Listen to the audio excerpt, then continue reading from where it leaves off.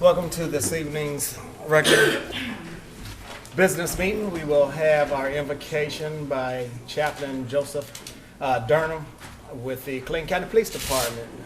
It will be followed by the Pledge of Allegiance. If you would, please stand with me.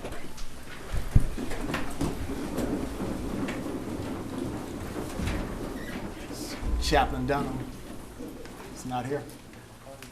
All right, well, we will proceed with a moment of silence, please.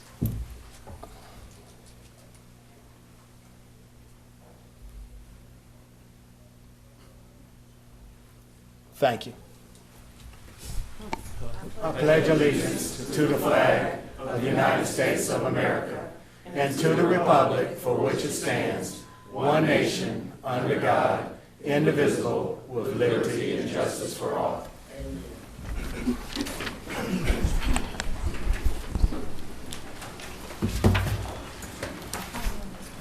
Good evening, everyone. Welcome to our December 19th regular business meeting. Which one? Okay.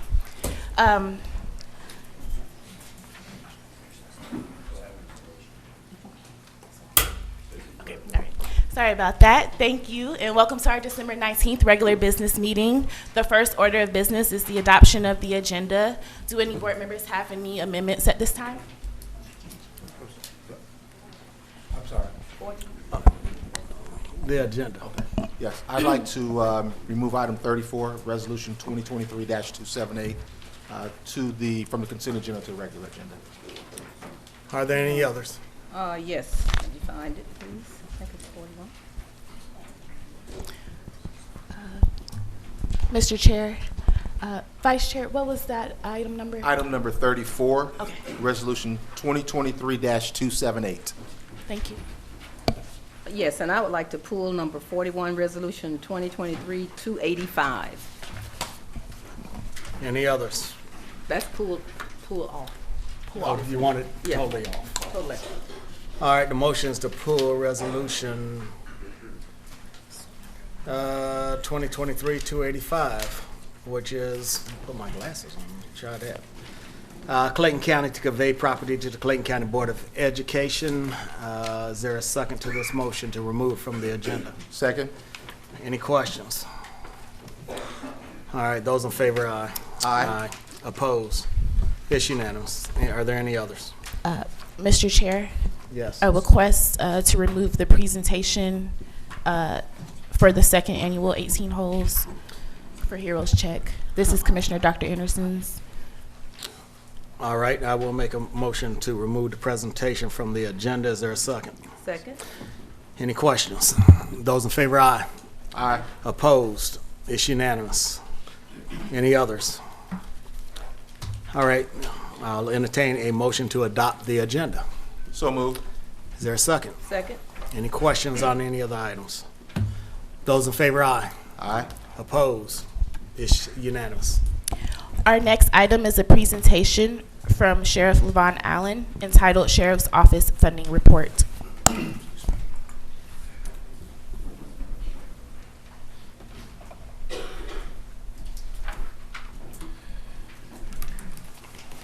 Good evening, Chairman, Board of Commissioners, and Vice Chair. What you all should have before you, what I wanted to do was clear up any confusion there may be in reference to the funding that was added to the Sheriff's Office budget and where we are with the funding and where we plan to go. Since I took over as Sheriff December of 2022, the board has issued $13,340,533 to improvements of the Sheriff's Office. With that $13 million, it was deposited or transferred to different accounts or different budgets. The first to my budget itself, out of the $13 million, I at the Sheriff's Office only received $5,241,341 directly in my budget. What we have did with that, 33 deputies at the cost of $2,990,000 The board gave me 33 deputies. Today, we have filled all 33 positions. All 33 positions are filled.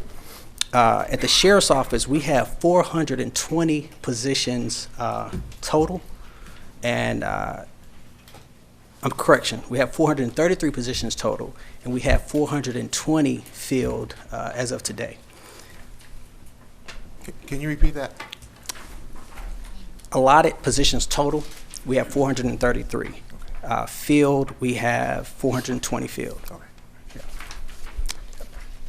But and just so you know, that's clerical, deputy, correction officers, everything. We received $130,000. That was to purchase tasers and firearms. That project has been completed. We received $2,329,000 for improvements from the board in November, and we have purchased the washers and dryers. The washers have already been installed. The dryers are to be installed after the new year. We have purchased the undergarments, the uniforms. All of those projects have been completed.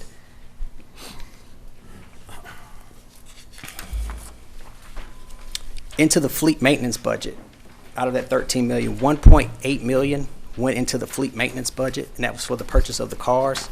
Those 33 cars for those deputies have been purchased. $473,000 went into the upfits for the lightings and the packages for those cars. Those cars are now at the shop pending completion on those. Building and maintenance, $6,777,000 went into building and maintenance. And on the last page, you will see the projects that were completed from building and maintenance. Of that $6,700,000, there's about $400,000 that is still that is left out of that, but projects are still pending and ongoing. But I wanted to make sure that you all see where the money is going and where it's at. So when additional funding is being requested, it's not that we still have the $15 million or the $13 million that was given. There's only $400,000 left of the $13 million that was allocated. That's it. All right, any questions for Sheriff Allen? First of all, let me say thank you. Yes, sir. For bringing this to not only the board, but also to the citizens of Clayton County, because this is a question that's often asked. And Yes, so sir. I thank you for coming and just giving this information. So you say there's still outstanding projects for the roughly $400,000? Correct, to be completed, yes. Okay. And are those still up under the building and maintenance budget? Yep. Or building and maintenance projects? Yes, sir, Vice Chair. That funding is part of the $6 million that was allotted to the building and maintenance for the sheriff's office, and it's still $400,000 left of that. All right. And these 33 vehicles, Yes, sir. refresh my memory on this one. Was this the purchase of the 99 vehicles? No, sir. So when we added the 33 deputies, of course, they needed tasers, guns, equipment, and cars. 33 cars was purchased for those deputies as well. So that was pushed over into the fleet maintenance budget. Director Matarco acquired those vehicles, and we have them, and they're they're in the shop now getting ready for the markings and the lights and sirens to be put in. Great. Thank you. Yes, sir. Any other questions? I have a question, Commissioner? and I don't know if I missed this. The toilets, did you talk about those earlier too, as well as purchasing those? Yes, so on here,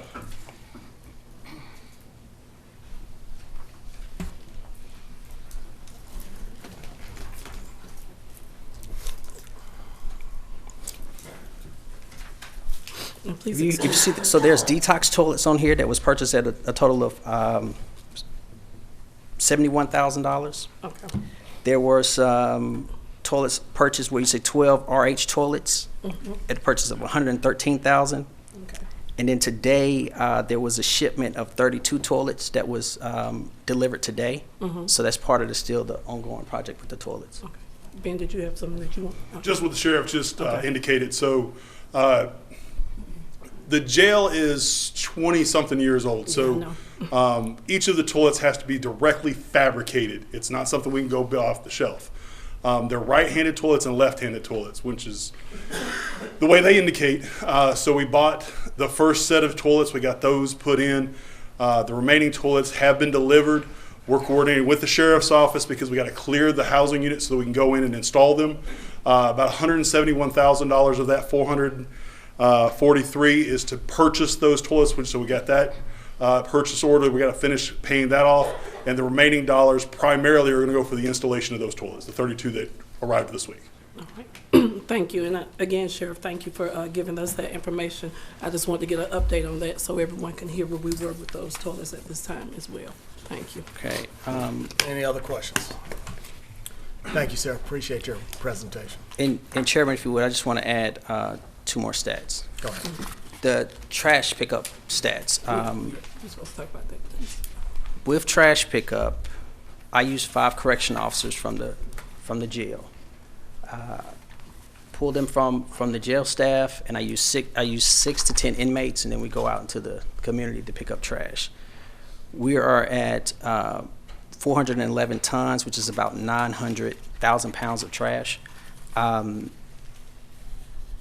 just so you all are aware and know, when we take trash to the landfill, there's a cost associated to it, or they calculate it in far as what a citizen would be paying if they were dumping trash, or a company would pay if they were dumping trash.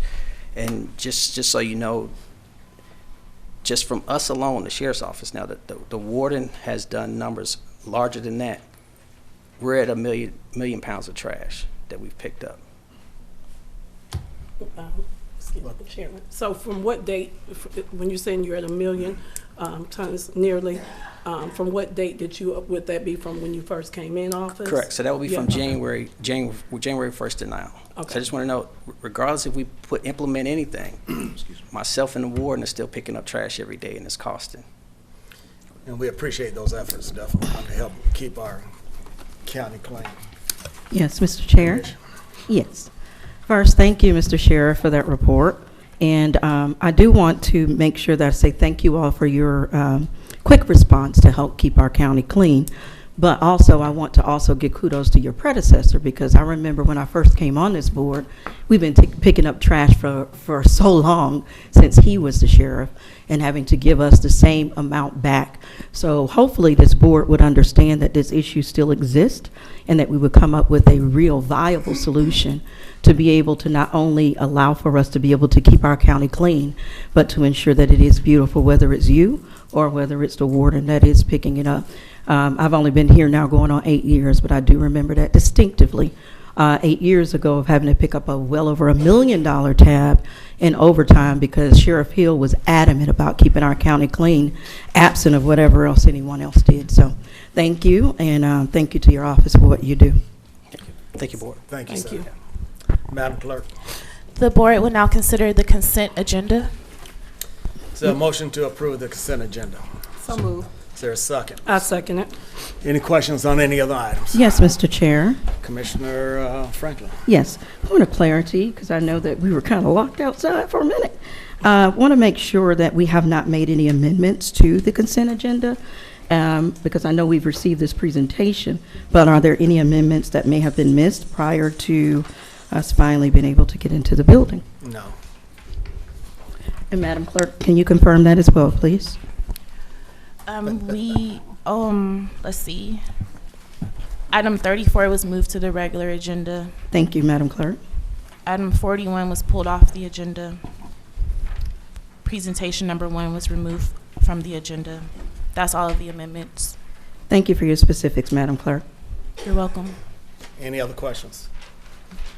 Those in favor, aye. Aye. Opposed? It's unanimous. Our next item is item number 34, which is which is a resolution 2023-278, presented by our Chief Staff Attorney, Charles Reed.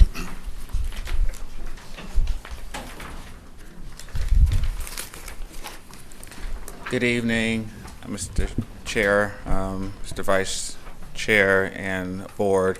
Resolution 2023-278 is a resolution authorizing Clayton County to enter into a project agreement with the Georgia Department of Transportation for the Terra Boulevard Pedestrian Safety Improvements Project, to authorize the chairman to execute all necessary documents and otherwise to perform all acts necessary to accomplish the intent of this resolution, to authorize the chief financial officer to amend the budget to reflect an appropriate revenue source and expense, all as may be required, to provide an effective date of this resolution and for other purposes.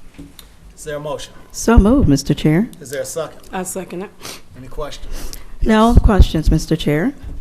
But I want to say this has been a long time coming, and thank you to Mr. Matarco, Director Matarco, for this. Even though you got on the wrong jacket today, we're going to forgive you. But this has been a long time coming. Thank you for meeting with me. And even thank you to the other commissioners who actually were invited to be a part of those meetings back when we had them. I want to say back in about 2017. So I'm really excited and glad to hear that we're going to continue to save lives and make sure that 1941 is safe for pedestrians as well as motorists. Commissioner Davis.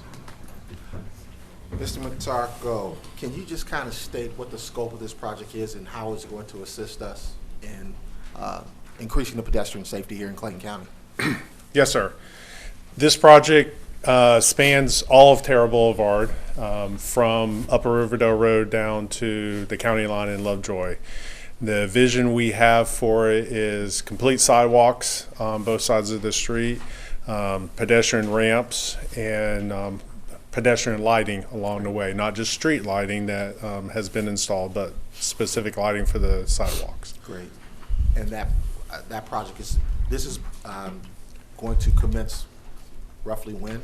This is to approve to us to go hire an engineering company to do the design activities. Right. The construction is still probably 2 or 3 years away. We have to go through the federal process to get authorized. I understand. Thank you. Yes, sir. Any other questions?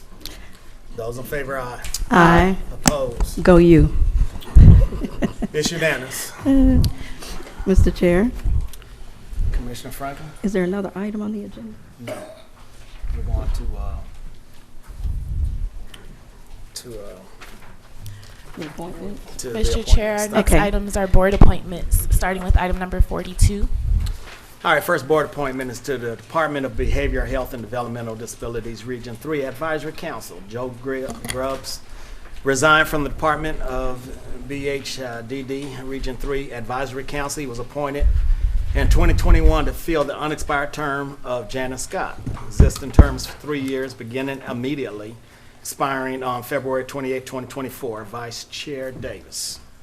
Yes, I've been out of town, so I'm gonna have to move that we hold this appointment until February 20. No. What is it, January 2nd, 2024? You clear on that, Madam Clerk? I'm clear, Mr. Chair. Next board appointment is to the Board of Health. Robert Dolphin's term on the Board of Health will expire December 31st, 2023. New terms for 6 years, expiring on December 31st, 2029. Full board appointment. Are there any recommendations? I would like to reappoint Dr. Robert Dolphin. Is there a second? Second. Any questions? Those in favor, aye. Aye. Opposed? It's unanimous. Next board appointment is the Board of Health. Lavinia Jackson's term on the Board of Health will expire December 31st, 2023. New terms for 6 years, expiring on December 31st, 2029. This is a appointment by the mayor of Forest Park, and she asked to hold this till next board meeting. You clear, Madam Clerk? I'm clear. All right. All right. Our next Mr. Chair, point of privilege, please. Commissioner Franklin. All right, I asked for a point of privilege this evening because on October 23rd, this board voted illegally that I could not vote on zoning issues. Coming up on the agenda is the very thing, which are voting issues. I have retained counsel to litigate this, so unfortunately, we will have to waste taxpayer dollars to correct something this board should have known it does not have the authority to do. With that being said, on the advice of my counsel, I'm going to remove myself from all zoning meetings until this issue is resolved in the court. In this case, there are more illegal votes. In the case that there are more illegal votes, I will not be present for that. I wish everyone on this board and everyone here tonight all the best. Merry Christmas, and God bless you, and Happy New Year.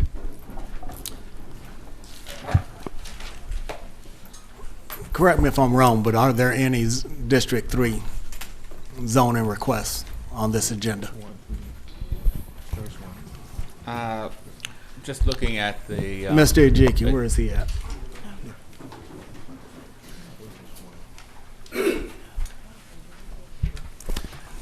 Chairman, Commissioners, Vice Chair. No, we don't have any zoning items for District 3 in dates. On this Yeah. agenda, correct? On this, yeah. Okay, so there would be no recommendations made from the District 3 area that does not impact the full board? No, no. Thank you. Okay. All Our right, next- Madam Clerk. Our next items are zoning hearings. Citizens may speak for or against an item that is considered by law to be a zoning decision, and each side will have 10 minutes to present its case. In the event there is more than one speaker per side, speakers must divide their time in order to complete their full presentation within the 10-minute time allotment.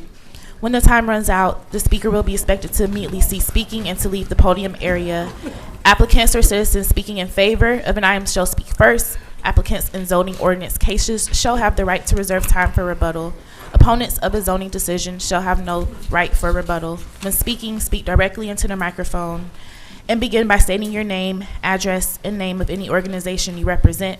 Abusive, profane, or derogatory language will not be permitted. Our first zoning item is item number 45. Good evening, Chair, Vice Chair, and Commissioners. Items number 45 and 46 have, the applicant has requested that that this project be withdrawn. Is the applicant present? How did they make the request, sir? They made the request via email. Okay. All right, how would you like to proceed, Commissioner Hammer? Is it not to another date, just withdrawn? Just withdrawn, ma'am. Correct. I move that we accept the withdrawal of BOC 2306-0325 and 46, BOC 2307-0335. All right, the motion is to remove those two items. Is there a second? I second it. Any questions? Those in favor, aye. Aye. Opposed? It's unanimous. Our next item is item number 47 on the agenda.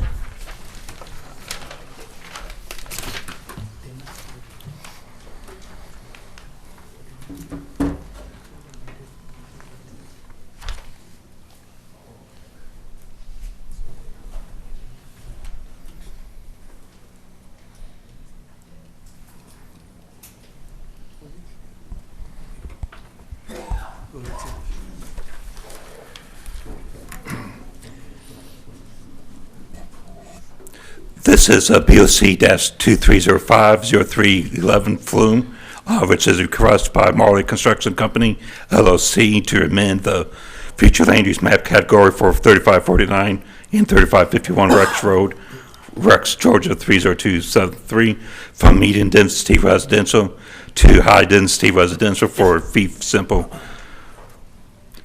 single-family attached townhome development. Said property consisting of plus or minus 11.332 acres is further known as parcels 12137A, A009, and 12137A, A014, and located on Rex Road between I-635 and Evans Drive. So this is the location, which is in the medium density residential future land use map category. This is the proposed site plan, proposed elevations. The two models are proposed, the Danielson, which is 4 bedrooms, 2.5 baths, 1,854 square feet and 24 foot wide. And then the Lancaster, 3 bedrooms, 2.5 baths, 1,849 square feet with rear entry. This is a email of opposition and another opposition, and then staff recommendation was approval, so was ZAG recommendation. All right, is the applicant present?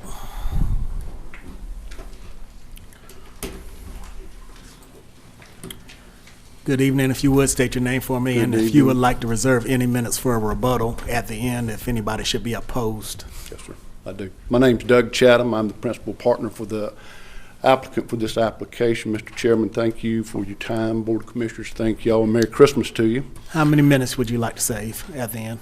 How many Minutes would you like to save? Just in case somebody's opposed, then you can come back up and I'm gonna be very address it. quick. I promise, I'll be done in 1 minute. How about we save you 2 minutes for a rebuttal, just in case you need it? Okay, 2 minutes. All right.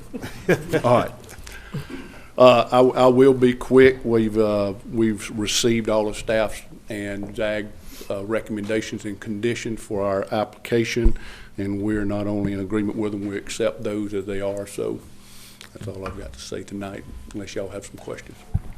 Okay, thank you, sir. Thank you. This is a public hearing at this time in reference to this matter. Is there anyone here who would like to speak in favor of applicant's request? Yes, sir. Please come forward, sir.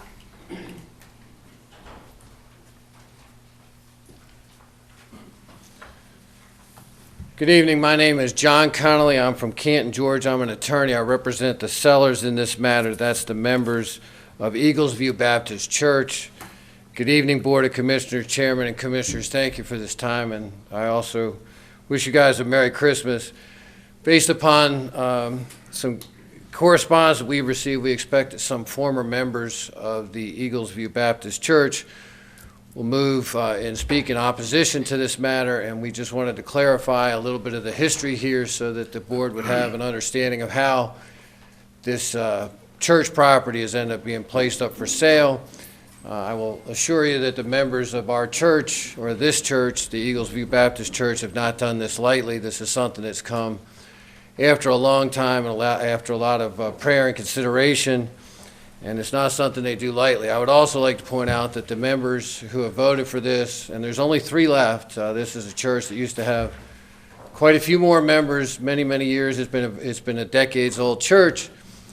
But they also recognize this is a nonprofit church. They're not going to personally profit off of this. This is a sale that they will then turn around and use and donate to other Baptist missionaries and other churches to fund their efforts. So I think that's very important for the board to understand, that this is not something that people are trying to profit from. This is something that's due to the conditions that the church has fallen into after decades. And unfortunately, the membership of this church has gotten from 50 plus to down to 3 members at this point. And as the board is aware, that, as a Baptist church, this is a congregational church, and the majority of the members make decisions in these matters, in any matters regarding the church. The church does have bylaws. Those bylaws define who the members are. They also have regular meetings, including at least 1 annual meeting. Up until very recently, they met every Sunday. And to be a member of the church requires support of the church by attendance, participation, prayer, and tithing. It's a fairly standard kind of thing. And the membership in January of 2018 was only 8. Since that time, Ronnie and Jessica Brown and Karen Sumners were placed on the inactive list. That was due to their lack of attendance and participation in the church. There were 2 more members, Tommy and Evelyn Randolph, were granted letters to transfer in 2019. So since 2019, there's only been 3 active members of this church. And those 3 active members are Richard Bell, the pastor, who's in his 70s, his wife, Janice Bell, who's also in her 70s, and Danny Stanford, who's 59.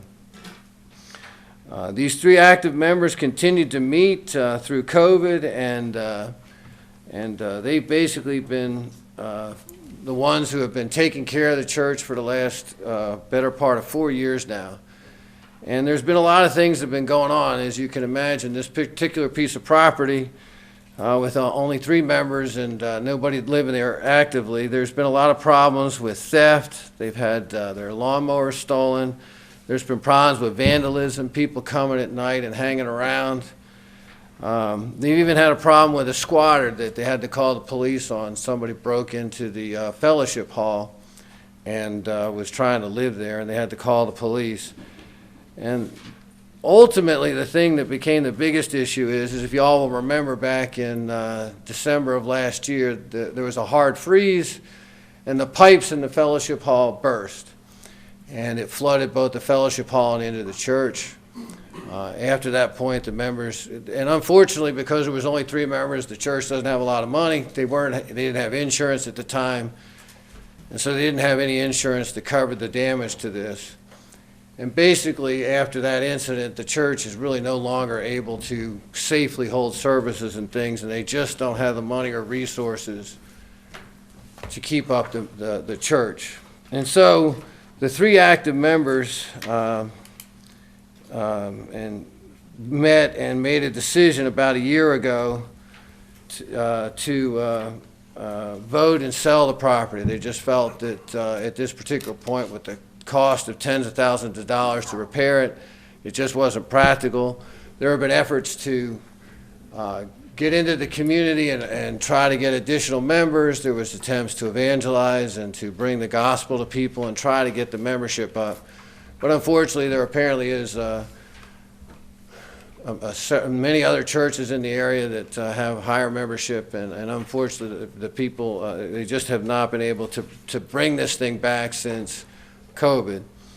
And so the membership voted, and it was unanimous to go ahead and sell the property, and that's how we've ended up here today. And the reality is that these people who are former members, with all due respect to them, whatever ideas they may have, they really don't get a vote or a say in the matter. And the reality is that the time for them to have spoken up and to take active steps would have been when they were still members of the church. And the reality is that it has fallen on these 3 people to try and fund and maintain this property, and it's just not practical. And so again, they have voted to sell the property. It's not something they've taken lightly. It's something that they recognize is a major decision. However, they have made that decision. They felt it was the best interest of the church, and they have, again, they're not profiting off of this. They intend to donate the money to Baptist missionaries and other churches, and unfortunately, their opinion is that the time for this church has passed, and things change, and that's the way life is. And so we respectfully ask on behalf of the seller, the Eagles View Baptist Church, that the zoning be approved, and we thank you for your time tonight. Thank you, sir. Got about 45 seconds left for anybody else who'd like to speak in favor of. Anybody in favor of? All right, in opposition to, anybody opposed? Please come forward.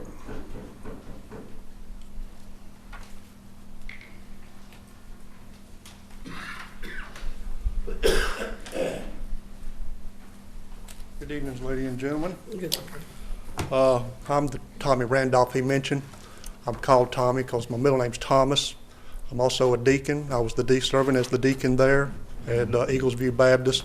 I am currently, I am a member at Tanner's Baptist, where since June I've been serving as the interim pastor, because we're going through a pastor search and going through a struggle as well.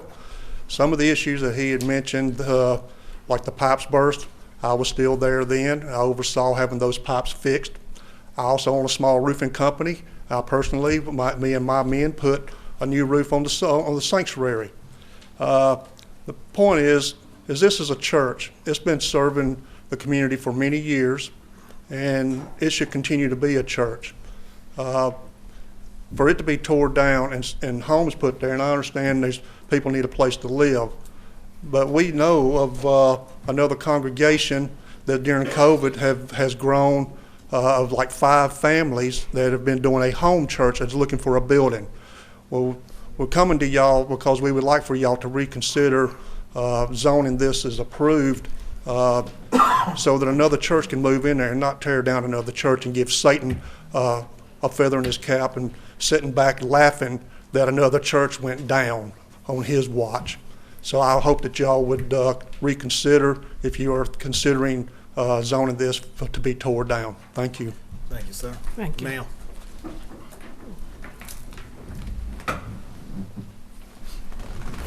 My name is Karen Summers, and I also have already been mentioned previously. And I'm just here tonight to say I understand how the church got to be where it is.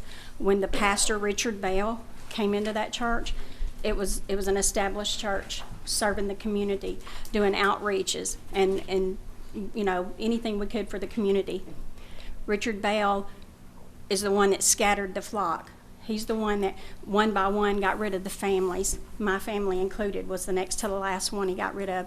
This that he brought on that kept being mentioned, that only three members was there and the burden they was under. At any time, he could have contacted any of us that he had asked to leave, himself asked us to leave.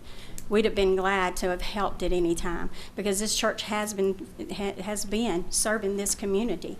And that's what this church should do, continue. Over the years, if a pastor was there and they got done with it, another pastor would take over. Never in all these years, and I've been affiliated with the church since 1997, never has a pastor took it upon themselves to say, well, we're just going to sell this building. No, they always passed it to another pastor to go on to represent the Lord, because, you know, we need this. We need souls saved. We need light shining for him. A man brought this on himself to be 3 members. He had a good congregation. And I'm coming tonight to ask y'all, we have another pastor, we have another congregation that would like to take this building and continue to shine in this community and help this community. And we just ask that y'all would reconsider this rezoning and let that happen. Let this other church go on for the Lord and let them, you know, be there for the community. I know we need townhomes, but this community needs people out there that's willing to help them. Thank you, ma'am. Thank you. Anybody else like to speak in opposition to? Come forward.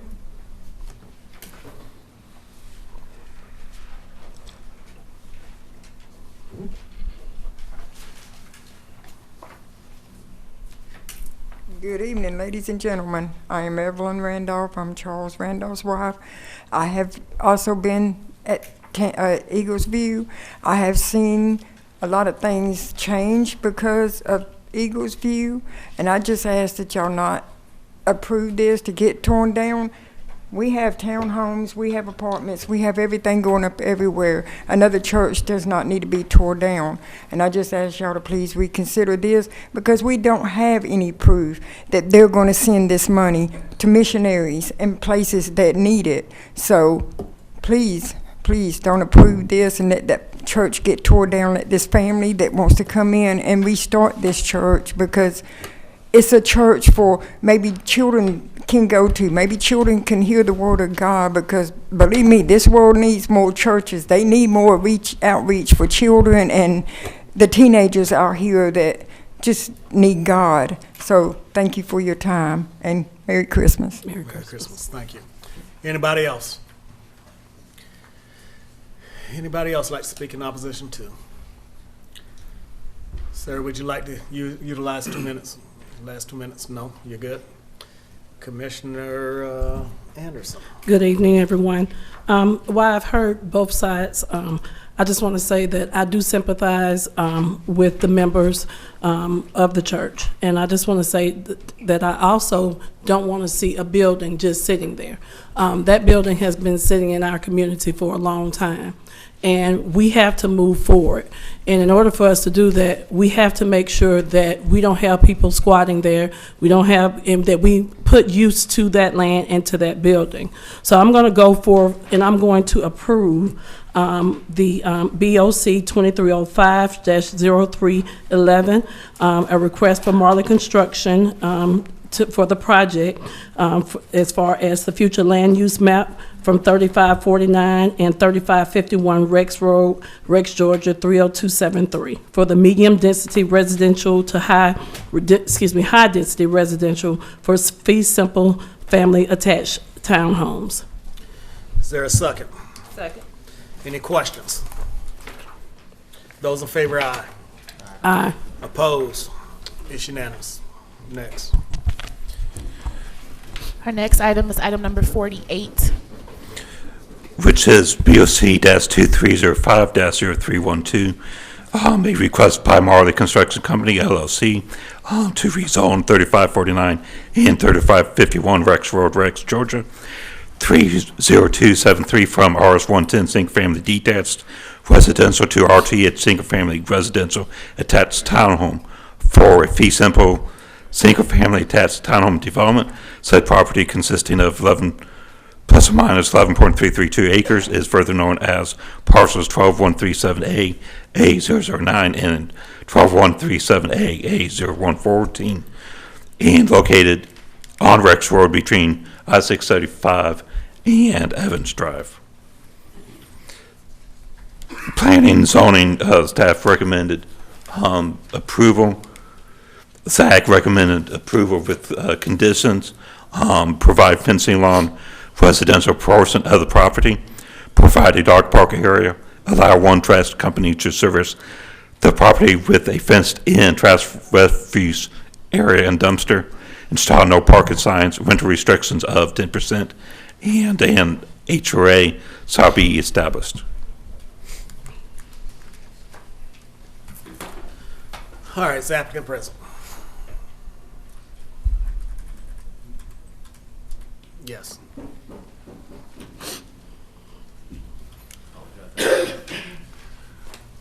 Thank you again, Mr. Chairman, Commissioners.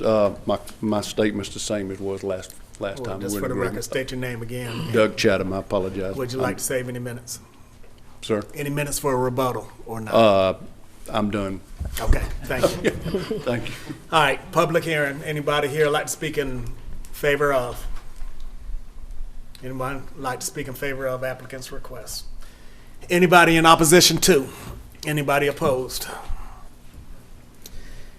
Commissioner Anderson. Well, I'm just gonna go, I won't read the whole thing this time. At this time, I want to approve BOC 23-0312. And again, it's for a request from Marley Construction for 3549 and 3551 Rex Road. Is there a second? Second. Any questions? With the conditions? Oh, you want me to read the conditions? I saw. Okay. I'll read the conditions. To provide fencing along the residential portion of the property. Provide a dog park area. 3, allow one trash company to service the property with a fenced-in trash refuse area and dumpster. 4, install no parking signs. 5, rental restrictions of 10%. And 6, an HOA shall be established. And sir, if I can get you back up to the mic.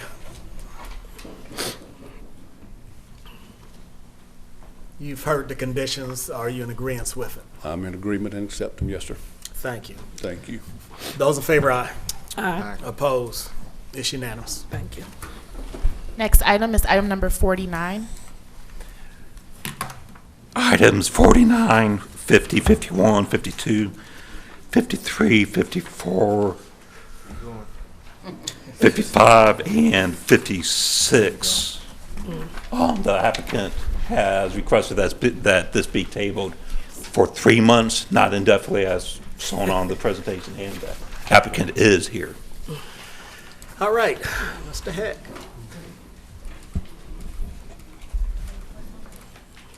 Good morning. Good evening, Mr. Chairman, Commissioners. Appreciate your service. We're absolutely in support of the recommendation for this to be tabled for 3 months, and that would be items 49 to 56. I know you all hate that we're taking all these items off the agenda. Yeah, okay. What date would that be for for Commissioner Davis? It will come on in the. What's that date, 3 months from That now? will be March 19th. March 19th. How would you like to proceed, Commissioner Davis? Table. Let's table them until March 19th. I accept it. Is there a second? Second. Second by Commissioner Anderson. Any questions? Those in favor, aye. Aye. Opposed? It's unanimous. Our next item is item number 57. And it is our distinct pleasure to introduce Dr. Ray Wright as the lead planning consultant.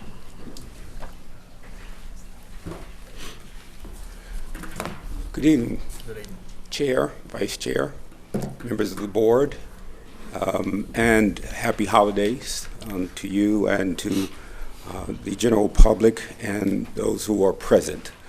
I'm introducing to you BOC 2308-0345, a CUP or conditional use permit. It's a request by Hecht Walker Jordan, the PC, for a conditional use permit to cover for a covered outdoor gathering structure, a stargazing patio in Building F. It is located at 2018, 2024, 2100A, 2100B, 2100C, 2100D at Walt Stevens Road, Jonesboro, Georgia 30236, which is in a UV or urban village, and it's the zoning district that is located in. The said property is consisting of 71 plus 0.18 plus or minus acres, and is further known as parcel 1213A, A002, 12014B, A001A, 12013A, A001, 12014B, A002, 12014B, A003, 12014B, A001, and is located on the north side of Walt Stevens Road between Spivey Village Way and Waverly Drive. It also has companion BOC 23008 and 0-0346, CUP BC 2308 minus or -0347 at Waverly and Waverly Drive. Also, the companion is in Commission District 4, DeMont Davis. The Planning and Zoning Sustainability staff recommends approval with conditions. Those conditions are, as indicated, 1 8-foot sidewalk shall be installed on Walt Stevens Road. 2, okay, we do have some indication also on the slide here, and have changed minor changes. Okay, so the changes are 8-foot, it reads 8-foot sidewalk shall be installed on Walt Stevens Road. It's the same.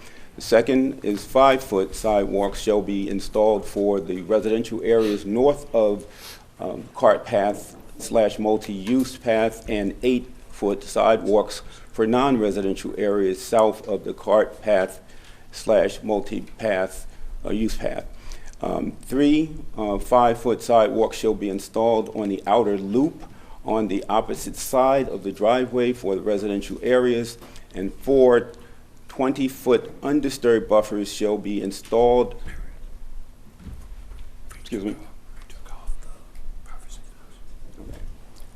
20-foot undisturbed buffers shall be installed, with the buffer being between no privacy fence and the property line. The street lights, 5 street lights shall be installed internally within the project, and 6, a coming home type rendering for the site shall be installed on site along the Walt Stevens Road. The ZAC recommendation was for approval. And here is a layout of the overall proposal. And now we'd like to introduce, if we could, the developer for any additional questions you might have specifically. Thank you. Yes, sir.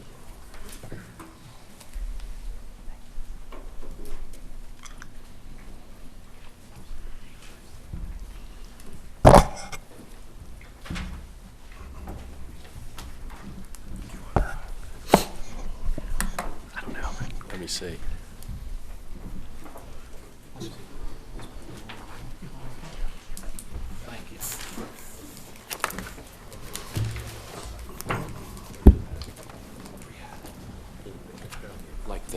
But isn't it color? Yeah. Do you have it in color? That's the one. Okay, well, they've got it. They've got it in color with those. Good evening. Greg Hecht, 205 Corporate Center Drive, Stockbridge, Georgia, 30281. With me also, I have our architect, Roger Moss, John Palmer as well with Falcon, and John Jordan, another partner at Hecht Walker Jordan. We appreciate the opportunity to present this Harvest Urban Village. I can mention that too. I'll mention it. Would you like to save any minutes for a rebuttal? Mr. Chairman, maybe 2 minutes, but I do have one special request that may save time overall. Okay. Since we've got 6 CUPs, if we could present it in one fell swoop and then incorporate, because I know you do not want to hear from me 6 times, and we could incorporate what we said before. We could borrow a little bit of time from the next one and then just incorporate it. Each time I'll just stand up when Mr. Reed or someone else says next, I can say we incorporate. Is that doable? But we still have to have public comments for each item. Right. Public hearing. But what he'll do is present on all of them, and he'll just incorporate all of the information. So you'll consider what's appropriate in any given one, but there'll still be a public hearing if anybody else decides they want to say anything. Well, yeah. Mr. Heck, I like your recommendation, sir. Please proceed forward. Thanks, Mr. Chairman. I've been short all my life, and I've learned to do things in a shorter manner. All right, if I can, I'd like to call Roger Moss up too, if that's all right, Mr. Chairman. He's the architect on the project who knows far more about it than I do.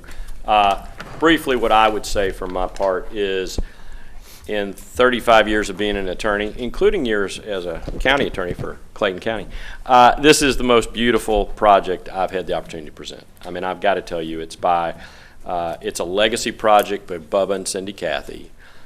They are spending tens of millions of dollars that no commercial developer would ever spend. I mean, it's just truth. It's not a commercially viable project, but it's a commercially beautiful project. And it is something they want to do because they've lived here for generations. Their family has been here for generations. It is, as you know, where Walt Stevens and Camp basically meet. It's where the old Walker's Nursery is.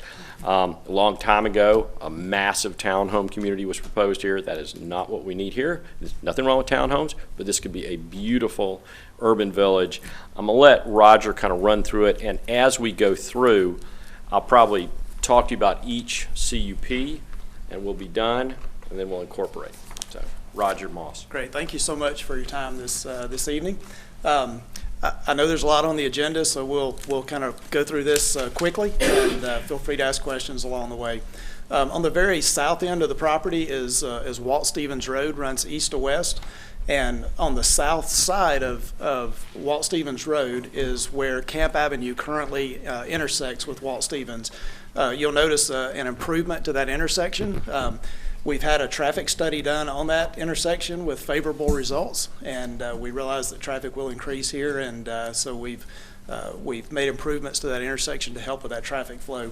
I'm just going to walk us through the buildings. They're labeled A through, and they go through I, and we're going to go out of alphabetical order for just a minute when we get to the top, but we're just going to go clockwise around the site. So let me say one thing. It may be a little easier on this site plan. It's a little easier to follow maybe than what's on there, but go ahead, sir. So building A is a cluster of buildings that sits, actually fronts Walt Stevens Road as kind of the front seat of our development. It consists of several different buildings. There's a farm-to-table restaurant proposed for that building. That restaurant actually overlooks a beautiful garden. This garden will actually be both a flower garden and a produce garden. And the garden is designed for all ages. It's a teaching garden where folks can come in and learn about how Earth produces for us, and not only is the garden designed for all ages, but this entire development is. It's a family development. It's a place to come and have fun, enjoy, but it's from young to old. And so as we talk through, we'll keep that in mind. There's also in these buildings, there's a teaching kitchen, there's cooking classes, there's a bakery, bookstore, a men's clothing shop, a women's clothing boutique. There's even a rentable kitchen in this cluster of buildings, and we see that as a launching pad for future food service entrepreneurs, folks that have started a business in their home and now they're expanding out. And then Building B is just behind. There's no CUP needed for Building A, and there's no rezoning needed for this. The zoning's proper. Okay. Building B sits right behind the cluster of Building A, and Building B has multiple business opportunities in it. We see a deli, a cafe, a photography studio, a frame shop, a men's barber shop, a women's beauty shop, juice bar, a music store. In the upper level, this is a two-story building. In the upper level of the building, we've actually dedicated several suites to a movie film editing studio space. There's also a loft living space that's designed into the second floor of this building, and that space is strategically located. There will be an employee of Harvest Village that will act as a 24-hour security person, and they will actually live in this loft space. Again, if you have an image there of this Building B, it's just a fun building. There's actually the very center part of the building is, there you go, is really kind of an adult-sized tree house that has rooftop area for sitting and stargazing and some dining space. There's even an adult-sized slide in there just to bring out the kid in all of us. So again, that's Building B. So for Building B, the two CUPs for that are item 59, which is BOC 2308-0347, because we've got security on site there. And then you'll also see it on CUP item 60, which is BOC 2308-0348, the multifamily, because of that as well with guest family option. Then Building C, which is adjacent to Building B, is actually a collaborative business center. There's a new business model that's popular today where folks in the community can actually own a membership for this business center, and they can actually have access, if they operate out of their home, they can have access to conference rooms or small business spaces. That's what this building is designed for. In that building, there will also be a coffee shop. And just some really unique details. There's a three-story atrium foyer on the back of the building that has a 30-foot metal paper clip for artwork. So just some really unique components that quite frankly, only our client would offer up. So just unique there. So Building D also sits adjacent to Building C. Did you need to speak to Building C? Building C doesn't need a CUP. That's awesome. Building D is really a recital hall. It's just a very small, intimate space. At max, it would seat about 250 people, but it's a place where piano recitals or choral recitals could take place and just be a place for community use. Building D is item 62 on your agenda. That's BOC 2308-0351. That is for the concert hall / assembly hall CUP. Harvest Village Development has a strong art focus on it. And so as we talk about Building E, again, it's a cluster of buildings that sits further back into the property. These buildings are intentionally layered back into the property so that people move back. It's a beautiful piece of property with some significant topography challenges, which makes it difficult to develop, but we're working with those property challenges as opposed to against them. So as you go back, you can enjoy the beauty of the property. But Building E is artist studios, and inside of those buildings, there's multiple studios. There's a metalwork studio, a woodworking studio, pottery, glass blowing, textiles, painting. It's really a launching pad for creatives, and it's a place where folks can go and discover artistic abilities, and also a place where people can go and further develop a gift that they've already discovered. Again, just that whimsical side of the property. There's going to be a water tower as a unique feature in the center of the property. And if you'll notice the architecture of the project, the dichotomy is actually intentional. We want this project, when it's built, to look like it was built over decades instead of all at once. So there's unique characteristics to each of the buildings that are a little different, but there's features that are going to be common throughout it. And Building E does not require a conditional use permit. And again, we're going to jump out of alphabetical order. So let me stop you right quick, because we do have a time limit. You just pick back up on the next request where you left off at. Okay. But right now, we don't have time, of course, for anybody like to speak in favor of. This is a public hearing. Is there anybody who would like to speak in opposition to? Please come forward.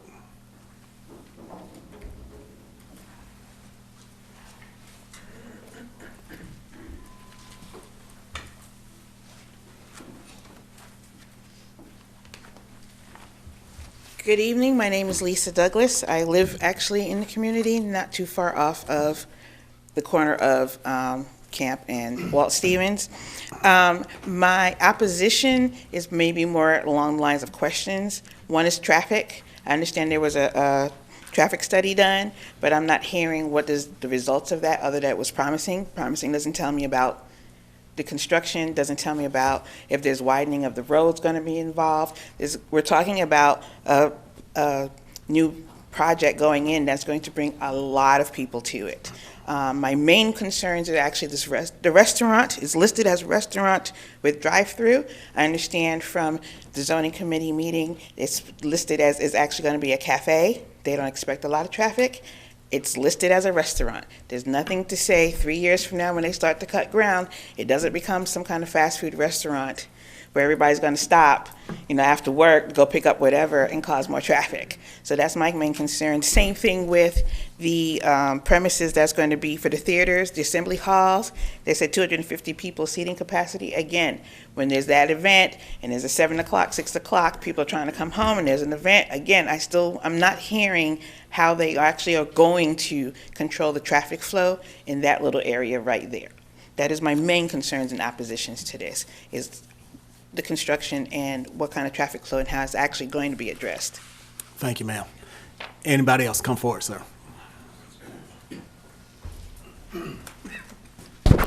My name is Walter Stanley. I live at 7894 Runnymede Drive, Lake Spivey, Georgia. I use that so I live in the community. And I'm not against the project on the whole, but Greg said something earlier about somebody living upstairs there in a business. I think that's illegal in the general business district, in any business in the county, actually, to have a resident as part of the GB business.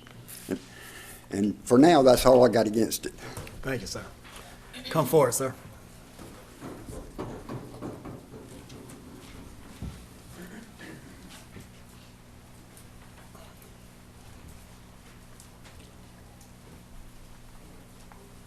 Good evening, Commissioners.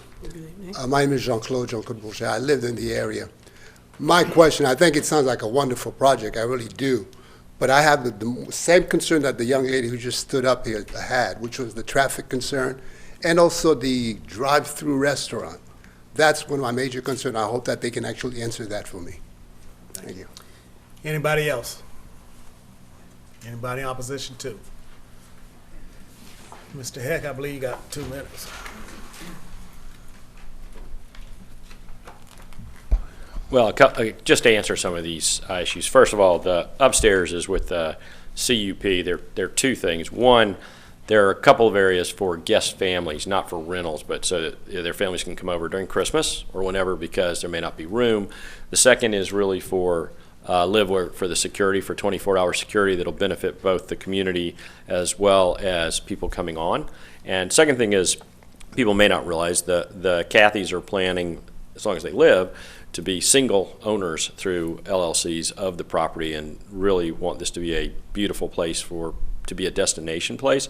I'm going to let John Palmer of Falcon to talk about traffic, but I would say on balance that, these are good questions, it'd be much less than alternative projects. At some point, the property is allowed to be rezoned, and the dynamics of this project versus other projects that have been suggested would be likely far lower. But I'll let John talk about the traffic. My name is John Palmer, Falcon Design, 235 Corporate Center Drive, Stockbridge, Georgia. Yes, we did do a traffic study on this site, and yes, this project will affect the traffic in the area. Two of the main things that came out of the traffic study is we will be putting in right turn decel lanes off of Walt Stevens Road into the project to get the traffic off of Walt Stevens quicker. It's probably very difficult for people to see, but the intersection of Camp Avenue is down at the bottom right-hand corner. And as you can see, we've actually designed several right turn offs, which will greatly impact the ability to move traffic through that intersection. We will potentially have a left turn lane that actually turns left into the intersection as well when we get into final engineering. But just to allay concerns, we will work with your Department of Transportation and Land Disturbance, your Land Development Department, to go through all improvements to Walt Stevens Road. We're also adding a multi-use path to promote walkability through that area as well. Okay. That's your time for the rebuttal, unless there's some questions from commissioners for them. You have any questions, or anybody have any questions? I'll go last. I don't think anybody does. I just want that. What's the fast food restaurant, the drive-through restaurant? What is it going to be?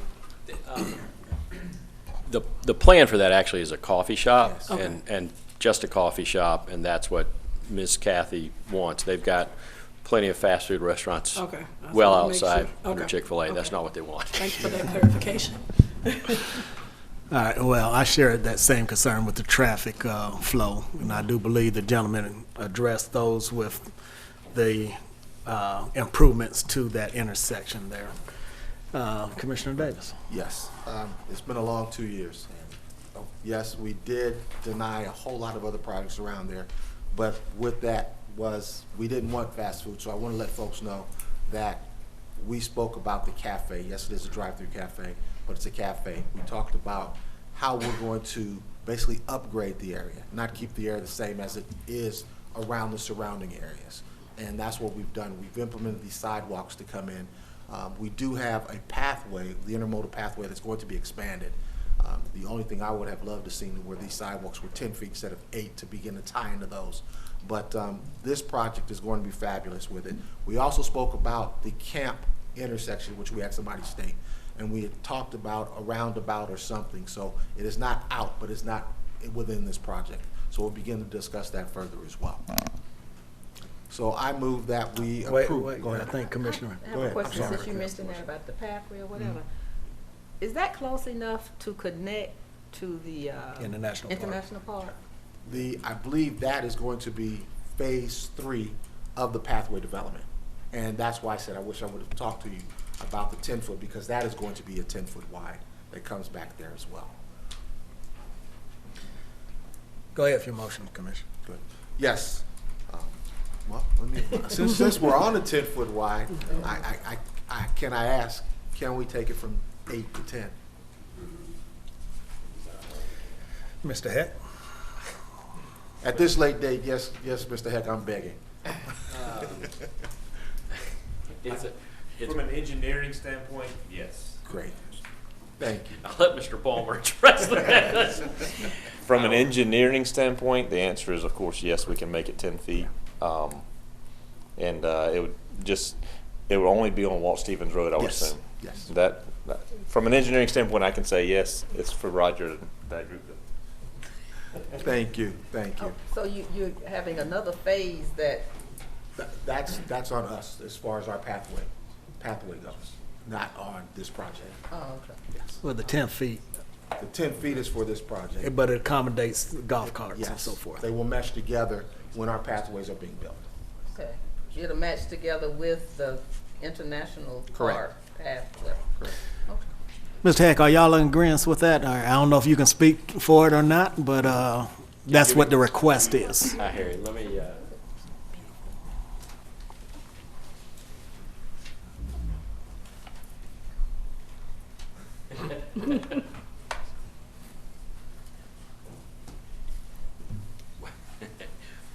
what I can say officially is I am sure that the petitioner would honor the request of the commission. That being said, I haven't talked with the owner, so I don't know the answer, but I'm sure, the owner would do whatever the county wants. Best I Commissioner can say. Davis, you placing people's jobs in jeopardy, man. Yeah, that's right. Also, too, I have one last request. It's just an explanation, though. Building F.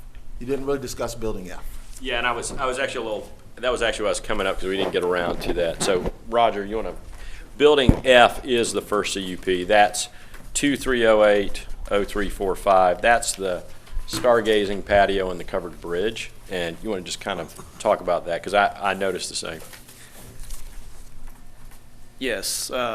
So Building F is just an outdoor facility. It's a structure that's not enclosed.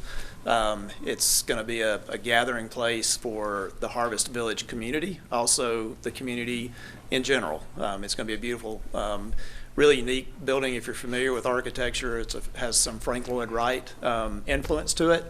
And it'll just be a place to be able to sit and enjoy community. It does actually sort of cantilever hang over the pond that we're creating. That's a center focal point for the property. And of course, there's also a covered bridge that is a pedestrian bridge that will just run adjacent to a culvert bridge that will actually go back into one of the residential pods. Thank you. So, other than that, Mr. Chairman and Commissioners, we just incorporate our handouts and what we said about it. We can, at the next one, I guess, finish the loop. But other than that, we're good. Yes, sir. Y'all good? I'm waiting on you. That's right. Let's get this passed. I love this. Let's do it. Okay. And I just want to assure our residents that I will always be looking at that traffic from this point on to make sure that we begin to address it appropriately. But at this point, I move that we approve BOC 2308-0345 with conditions as stated and modified. I second it. Wow. You didn't even have to ask. I see. I see. Any questions?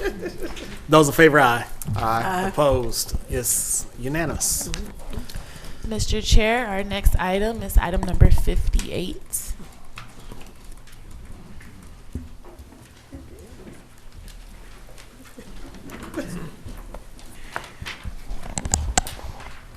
And I don't believe, correct me if I'm wrong, Mr. Reed, we don't have to go over all those partials again, do we? No, sir. As a matter of fact, Okay, you're already on top of it. Try Have to at it. expedite. Please proceed. Directly. Yes, sir. This is BLC 2308-0346 CUP, which is conditional use permit for single-family detached dwelling, Building J at 2024, 2100 A, 2100B, 2100C, and 2100D at Walt Stevens Road in Jonesboro.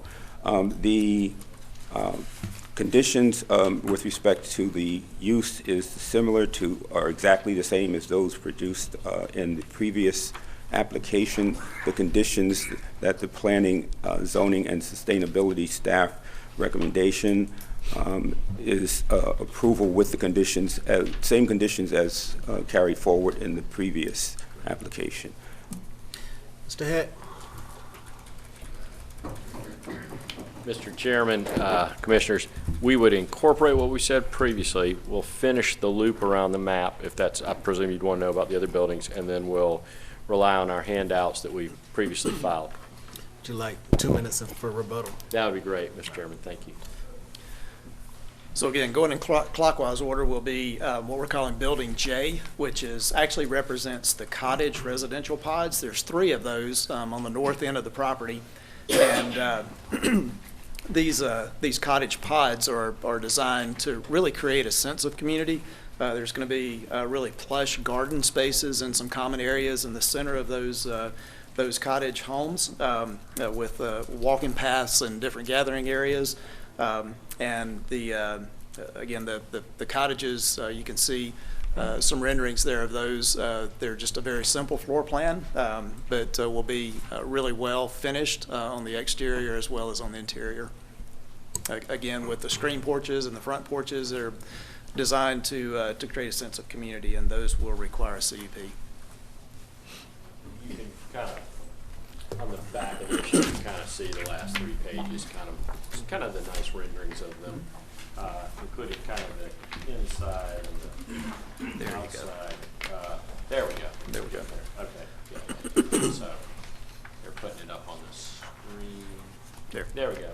And I think there's also some interior shots. But yeah, there you go. Kind of some interior shots. But anyway, that is the CUP, which is that's item 58, BOC 2308-0346, which is the single-family detached.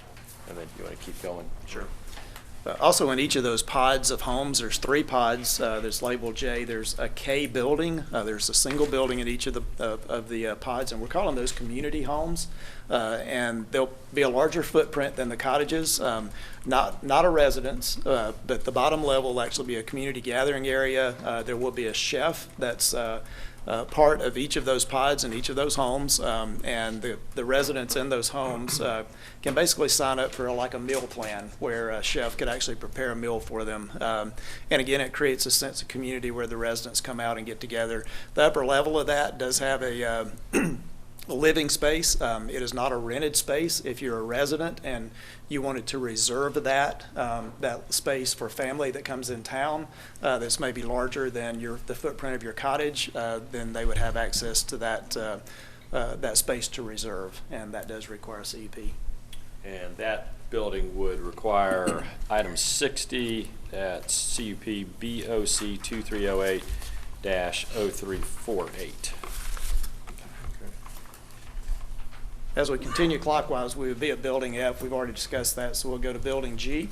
Building G is actually a general store that will have like a boutique grocery store in it and serve basic grocery needs for folks in Harvest Village as well as folks in the surrounding community. They would have access to it as well. We're designing a soda fountain, a florist, actually a Harvest Village community post office within the space. I've promised many people in community meetings that there'll be a front porch with rocking chairs for playing checkers. It's going to be that type of general store. So the upper level of that building will have an art supply store that will help supply needs for the artistic part of our community, and again be available for the outside community as well. There is another living space in that building, again designed for the same purpose as the one in building B. It will be an employee of Harvest Village and be a point of security, but would be an actual living loft.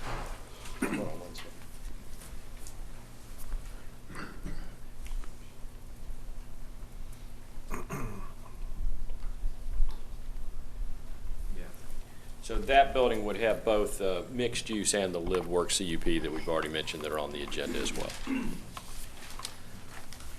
Building H is a chapel structure. It's not going to be a church. A church will not meet there, but it will be a place for both Harvest Village residents and surrounding residents to come and maybe have a time of meditation or prayer. And that's Building H. It does require a CUP. Greg will speak to that. Sure, it requires CUP. This one's not on your agenda because the ZAG had a 10-item limit. We only could get 6 on because there were 4 on another project. So we'll be coming back with that one item to the community improvement information meetings tomorrow night, and it'll be, I believe, on your January agenda. And then our final cluster of buildings is labeled Building I, and this is 3 buildings. One building will actually be an apothecary health center, so basically a health supply store. There'll also be, again, we've just spoke to this, the coffee Wi-Fi cafe that will have a drive-through as part of that building. And then there's also a third building that would be an art gallery that would also serve as an information center for Harvest Village, and that does require a CP. And that would be item 61 on your agenda. That's BOC 2308-0350. And I believe that covers all of the CUPs. I believe we've covered them all 6. All right, this is were you finished, sir? I don't want to cut you off. Yes, Mr. Okay. Got 2 minutes left for anyone who would like to speak in favor of, anyone like to speak in favor of applicant's request. Anybody in opposition to? Anybody opposed? Come forward. I'll make it the same reason. Yes, sir. Yes, sir. We have a slight problem with the residential living above the, if a security let him come to work at 6 at night, and he don't live there though, right? Well, there'll be some Should I address this? Yes. We can do this for you. Well, I'll tell you what, let them ask this question, and you come back with your rebuttal. Go ahead, sir. But the main question was, I know in the GB, you can't, because we had the problem several years ago with these mini warehouses. They were wanting to live there as they managed it, and that's not legal. So that would be the same thing unless we grant something else in there. Gotcha. That's all it is. Thank you. Anybody else like to speak in opposition to? Anybody else opposed? All right, Mr. Heck. So there may be a little misunderstanding. The zoning is urban village, so it's not GB, which allows for this. And then we've got a CUP. It is security that's going to be on there, but the idea is to have the security there 24 hours to both protect visitors and to protect the residents. And it's supposed to be a community draw for all the county. So we think the security is a good thing. I think it'll be beneficial for everyone, and hopefully won't require as much police as former chief knows. All right. Commissioner Davis. Hopefully that addressed Just your. a quick question. Urban Village, when I was... Come up to the podium, sir, Will. When I was on the zoning advisory board for 8 years, we didn't have an urban village. I was the one that was asked and got all the future land use plan on Lake Spivey Parkway to be mixed-use residential. So I don't know what's allowed in that. It sounds like one of those things that got passed down by the ARC. Yeah, we've made some zoning changes. The group we shouldn't be a part of because we don't have one vote there. Thank you, sir. Right. Commissioner Davis. Again, thank you, Mr. Heck, and the Falcon Design Team. You've done a fabulous job. And to me, this project takes Clayton County forward. It's not something that is finally saying, why is everything passing us by? They have finally stopped in Clayton County, and I want to say thank you all for that. I move that we approve BOC 2308-0345. Is there a second? With conditions. Nope, with the conditions. Correct. Is there a second? For 6. Which one did? Hold on. Let's roll back. Okay. Where you? I move that we approve BOC 2308-0346 with stated conditions. Is there a second?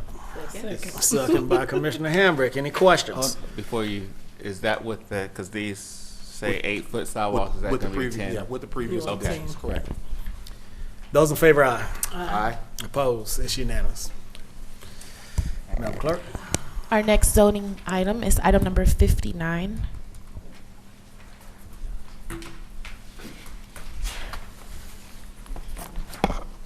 Yes, item 59 is BOC 2308-30347, a conditional use permit for a live-work unit building, B, as well as the addresses of 2018, 2024, 21008, 2100B, 2100C, 2100D, Walt Stevens Road, Jonesboro, Georgia, 30236.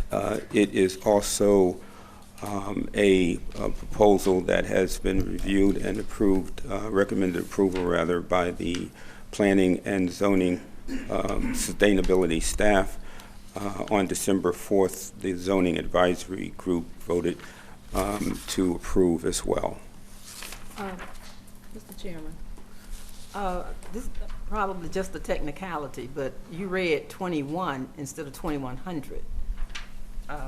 Yes, ma'am. Let me correct that in the record. 2100. And the others, all of those. The 2100A, 2100B, you said 21A, 21B, 21. Yes, ma'am. I'm reading directly. Let's see. Yes. So 2018, 2024, 2100A, 2100B, 2100C, 2100D. Yes, ma'am. Thank you.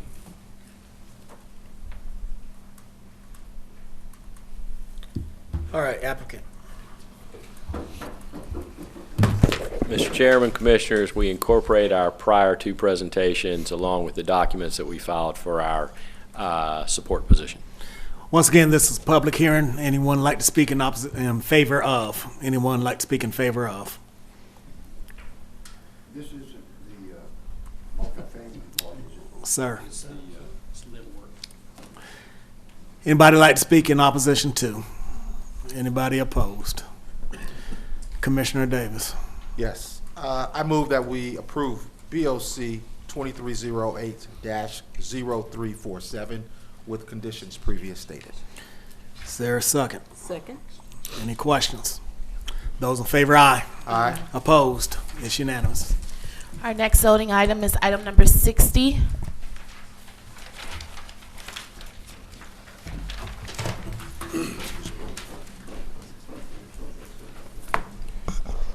Yes, item number 60 is BOC 2308-0348 CUP conditional use permit for multifamily in mixed use buildings in buildings B and K at 2018, 2024, 2100A, 2100B, 2100C, 2100D, Walt Stevens Road, Jonesboro, Georgia.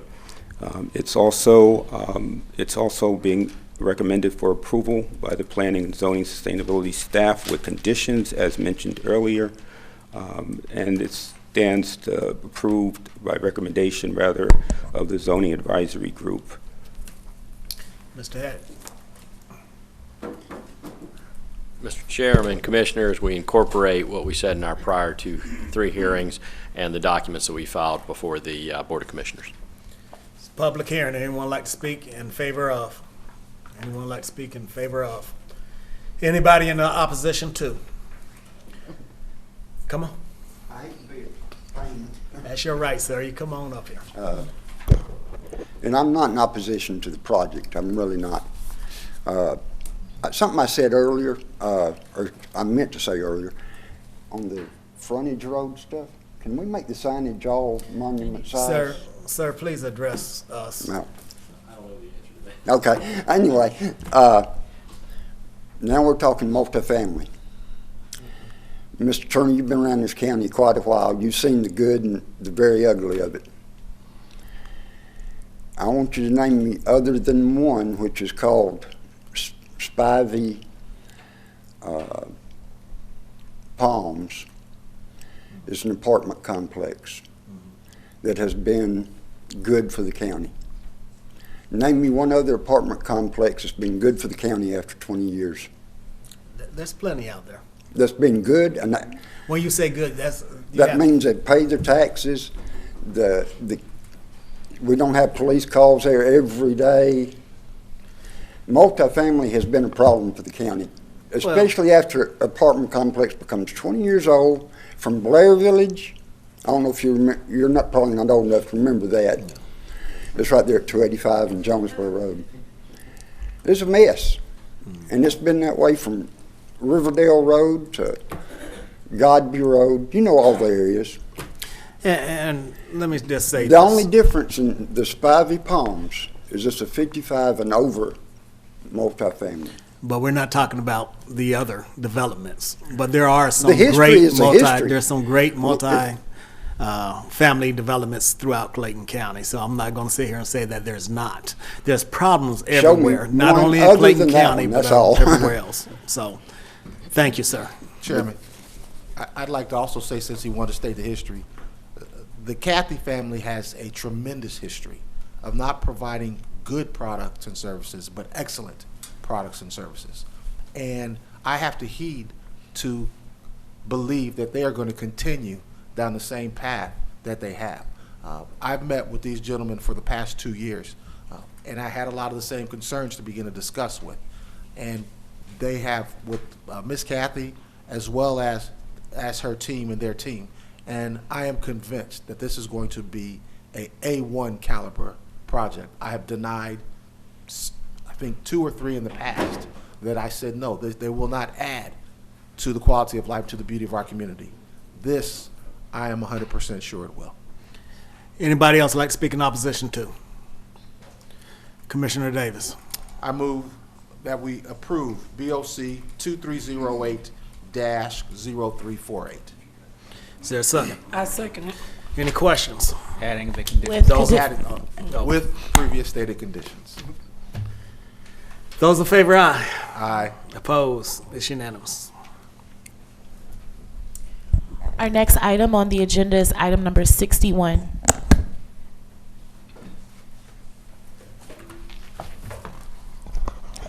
Item number 61 is BOC 2308-0350 CUP, conditional use permit for restaurants with drive-through building in Building I at 2018, 2024, 2100A, 2100B, 2100C, 2100D, Walt Stevens Road, Jonesboro.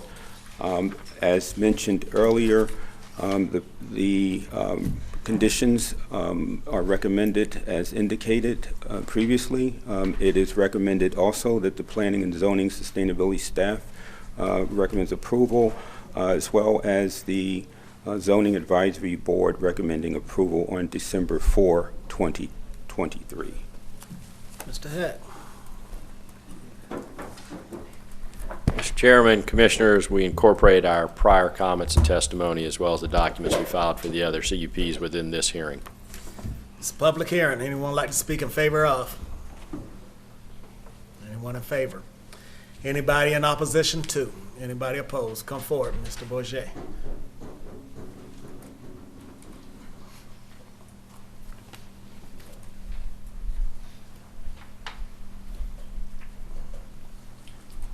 Good evening, Commissioners. My name is Jean-Claude Bourget.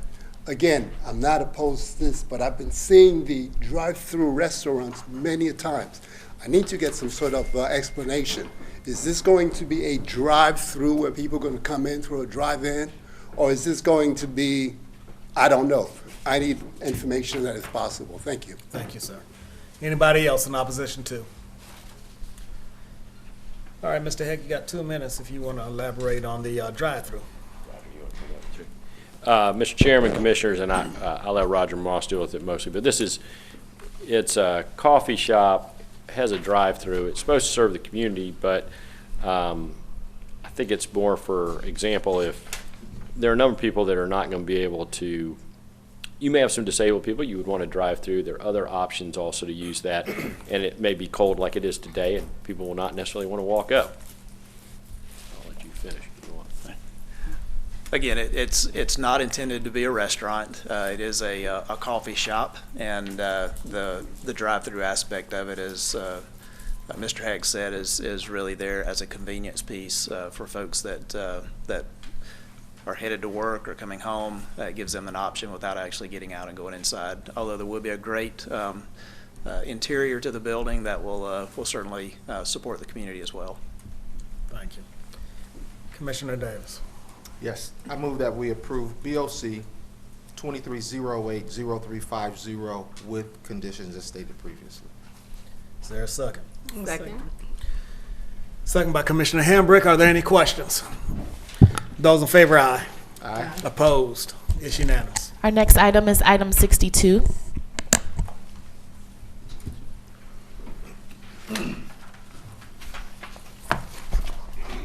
Yes, item 62 is BOC 2308-0351, conditional use permit for theaters, assembly halls, concert halls, or similar places of assembly when conducted completely within enclosed buildings, as is the case of Building D. The address is 2018, 2024, 2100A, 2100B, 2100C, 2100D at Walt Stevens Road, Jonesboro. The conditions are indicated as indicated with the recommendation of approval by the Planning and Zoning and Sustainability staff, and on December 4th was recommended for approval by the Zoning Advisory Group. Mr. Heck. Mr. Chairman, Commissioners, this is the last time I'll say we incorporate all the comments and testimony as well as the documents we filed herein for this hearing like we did in the other hearings. Thank you. All right, it's a public hearing. Anyone like to speak in favor of? Mr. Chairman. Mr. Garber, please come forward.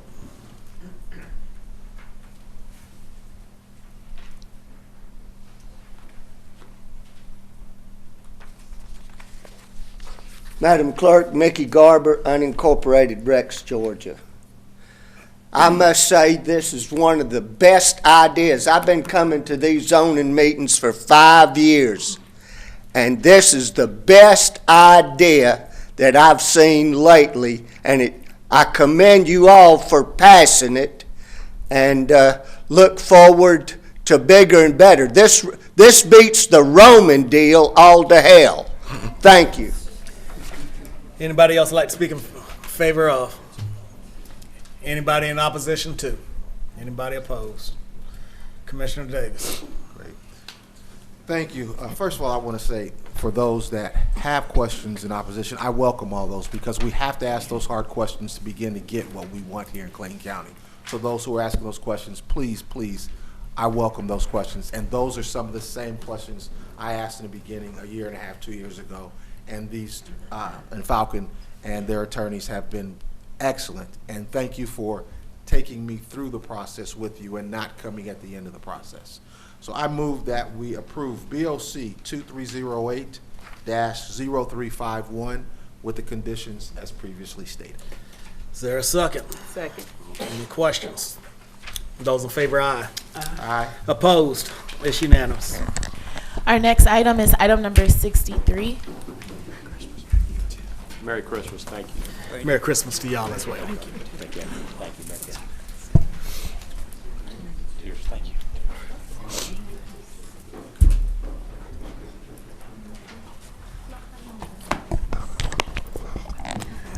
Yes, this is this is number 63, BOC 23090360. It is a amendment to the future land use map category for 400 Connolly Road, Forest Park, Georgia 30297, from medium density residential and general commercial to mixed use commercial industrial for a commercial parking lot and a convenience store with fuel sales. It is a 24 plus or minus 24.062 acre development, and is further known as parcel 13019A, D0115, and is located on both sides of Connolly Road between Ballard Road and Hendricks Drive in Commissioner District 2, Gail Hembrick. And the Planning and Zoning Sustainability staff recommends approval. On December 4th, 2023, the Zoning Advisory Group voted to recommend denial. Applicant, Mr. Azar.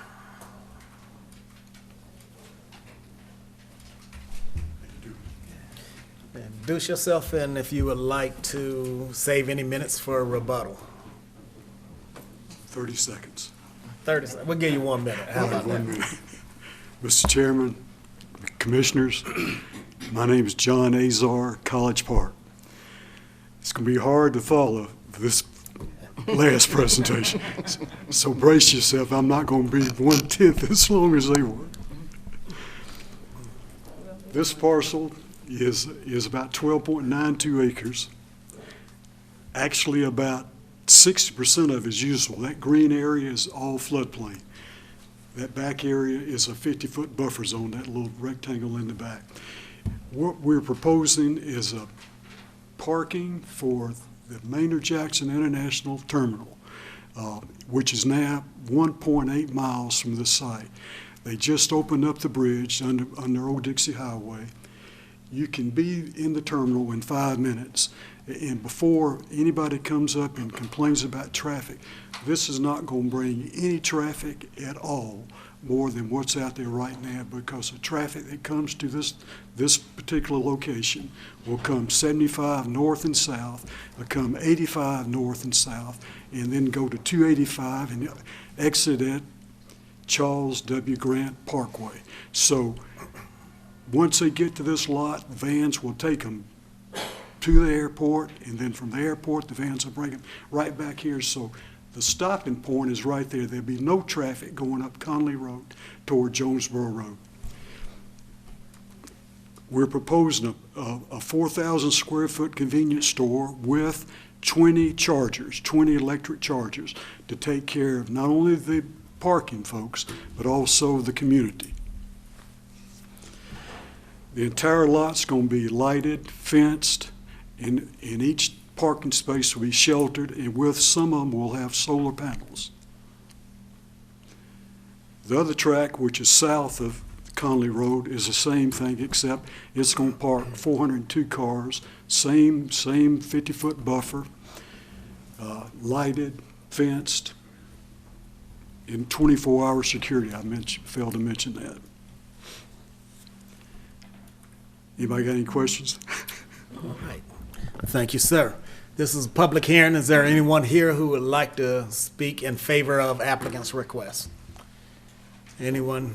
Mr. Andrews. Good evening. Good evening, everyone. Drew Andrews, District 4. Sounds great. I just have a question. You mentioned security.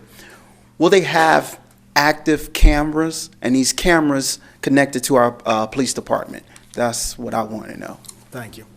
Anybody else like to speak in favor of?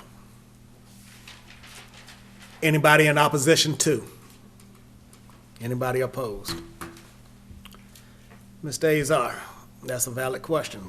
If you come forward, or will there be cameras on site? And will they have the connectivity to?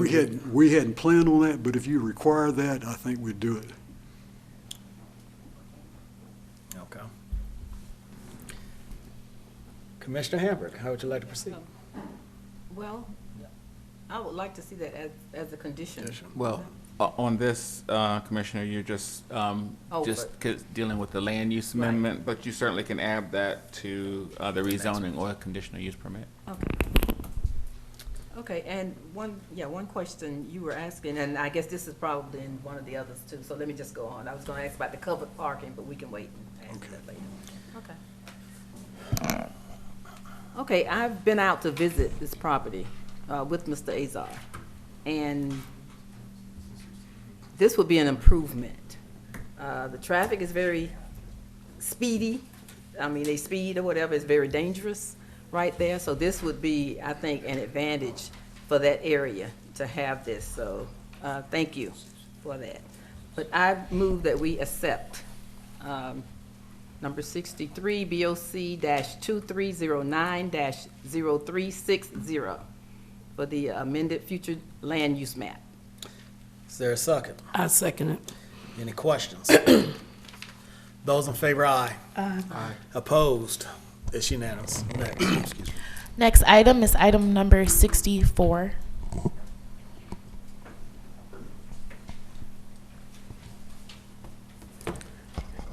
Yes, this is item number 64, which is BOC 2308-0355. It's rezoning of 400 Conley Road, Forest Park, Georgia 30297 from RS 110, which is single-family detached residential, to MXI, which is mixed-use commercial industrial, for a commercial parking lot and convenience store with fuel cells. Also, this is a planning and zoning sustainability staff recommendation of approval. On December 4, 2023, the zoning advisory group voted to recommend denial.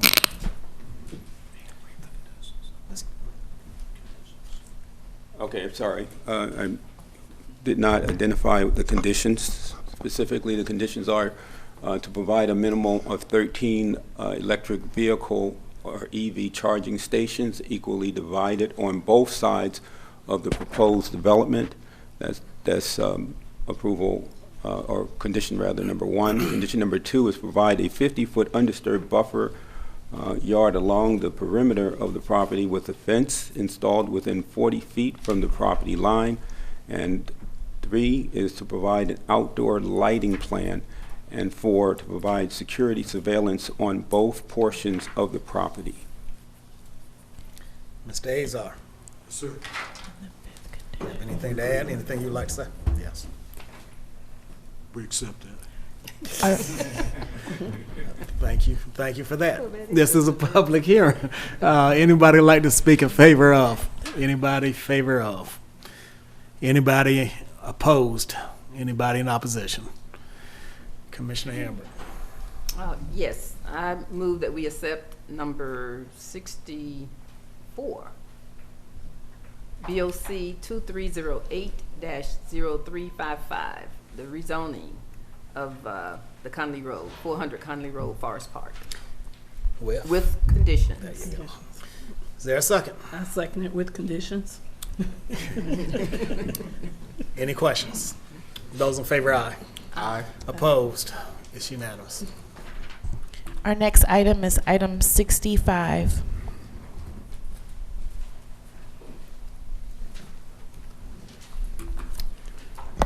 Item number 65 is BOC 2309-0359, which is conditional use permit for a conditional parking lot at 400 Connolly Road in Forest Park, Georgia. The request by Sadiq Mercant for a conditional use permit for a commercial parking lot at 400 Connolly Road. Said property consists of 24.062 acres and is further known as parcel 13019A, D015, and is located on both sides of Connolly Road between Billard Road and Hendricks Drive. The Planning and Sustainability Department recommends approval. The Zoning Advisory Board voted to recommend denial.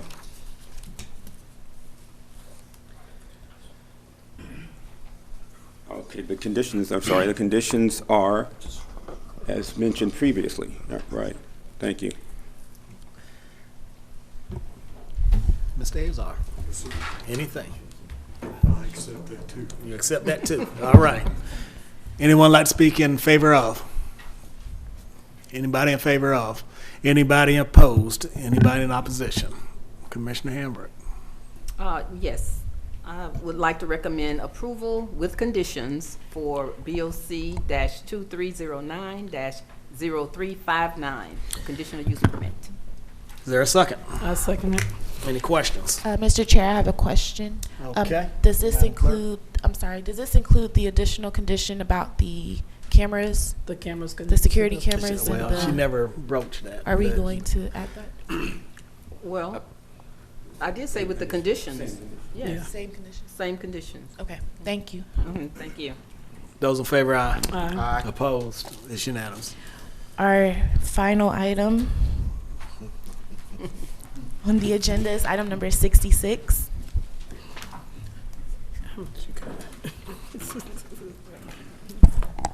Yes, condition number 66 is BOC 2310-0365, conditional use permit for a convenience store with fuel cells at 400 Conley Road. The request by Sadiq Mercant for a conditional use permit for a convenience store consists of, as I said, 24.062 acres and is also located on both sides of Conley Road between Ballard Road and Hendricks Drive. The Planning and Zoning Sustainability staff recommends approval, and the Zoning Advisory Board voted to recommend denial on December 4. The conditions are carried forward as mentioned previously. Mr. Azar. Last time, I promise. Yes, come on. Nothing to add. Okay. All right, it's a public hearing now. Does anyone like to speak in favor of? Anybody in opposition to? Commissioner Hamburg. Yes, before the vote, the hours, do you know the hours of the convenience store? 24 hours. 24 hours, okay. Okay. I recommend approval with conditions already read for BOC 2310-0365, conditional use permit. Is there a second? I second it. Any questions? Those in favor, aye. Aye. Opposed? It's unanimous.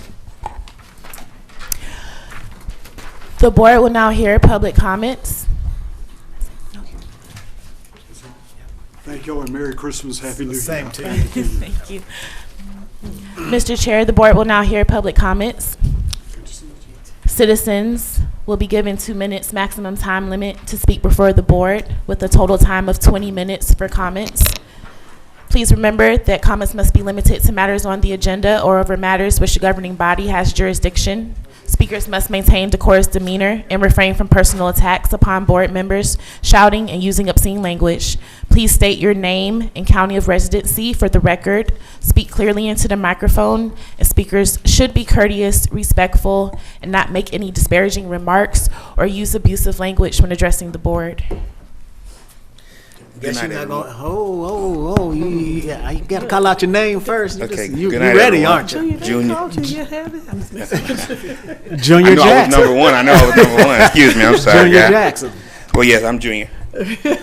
So Junior Jackson here. Thank you, Chairman and Board of Commissioners. I appreciate you this time allotted. I hope you all are having a beautiful holiday. So I'm here today to just simply say I appreciate all you all do as a governing body. I know it's not easy with the attacks and just the hard work and the commitment and the hours. But again, I wanted to just reiterate my compassion for you all and my gratefulness for you all.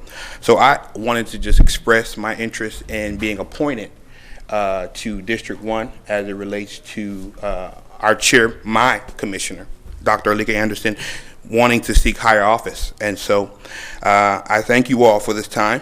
Over the past 4 years, I've had the honor of serving on the Clayton County Community Service Board, thanks to Dr. Alika Anderson, where I've dedicated my efforts to understanding the challenges faced by individuals dealing with substance abuse and developmental disabilities. As a disabled American myself, being an amputee, I've battled and defeated cancer. And my journey with cancer has reinforced my commitment to resilience and the pursuit of my dreams. It has shown me the importance of being a guiding light in this world, and not allowing adversity to dim my inner strength. I'm fully aware that a special election has to be, entered into once the commissioner formally, vacates her seat. And I do plan to run for this seat. However, I'm reaching out to humbly request appointment because I know that there will be matters that come before this board, and there should be someone in that seat. Again, I live in District 1 to speak and vote on behalf of District 1 when the commissioner formally, vacates her seat. I want to assure you that if given the chance, I will make you all proud by representing the community to the best of my abilities, guided by principle of integrity and with Christ as my guiding light. As a graduate of Clayton County Public Schools and a homeowner in Clayton County, I'm deeply invested in the well-being of our community. I aspire to play a role in legislating a better Clayton County through the Board of Commissioners. I'm not seeking this seat for personal power. Your time is up, sir. Thank you. Thank you. Yes, Thank you sir. so. Drew Andrews.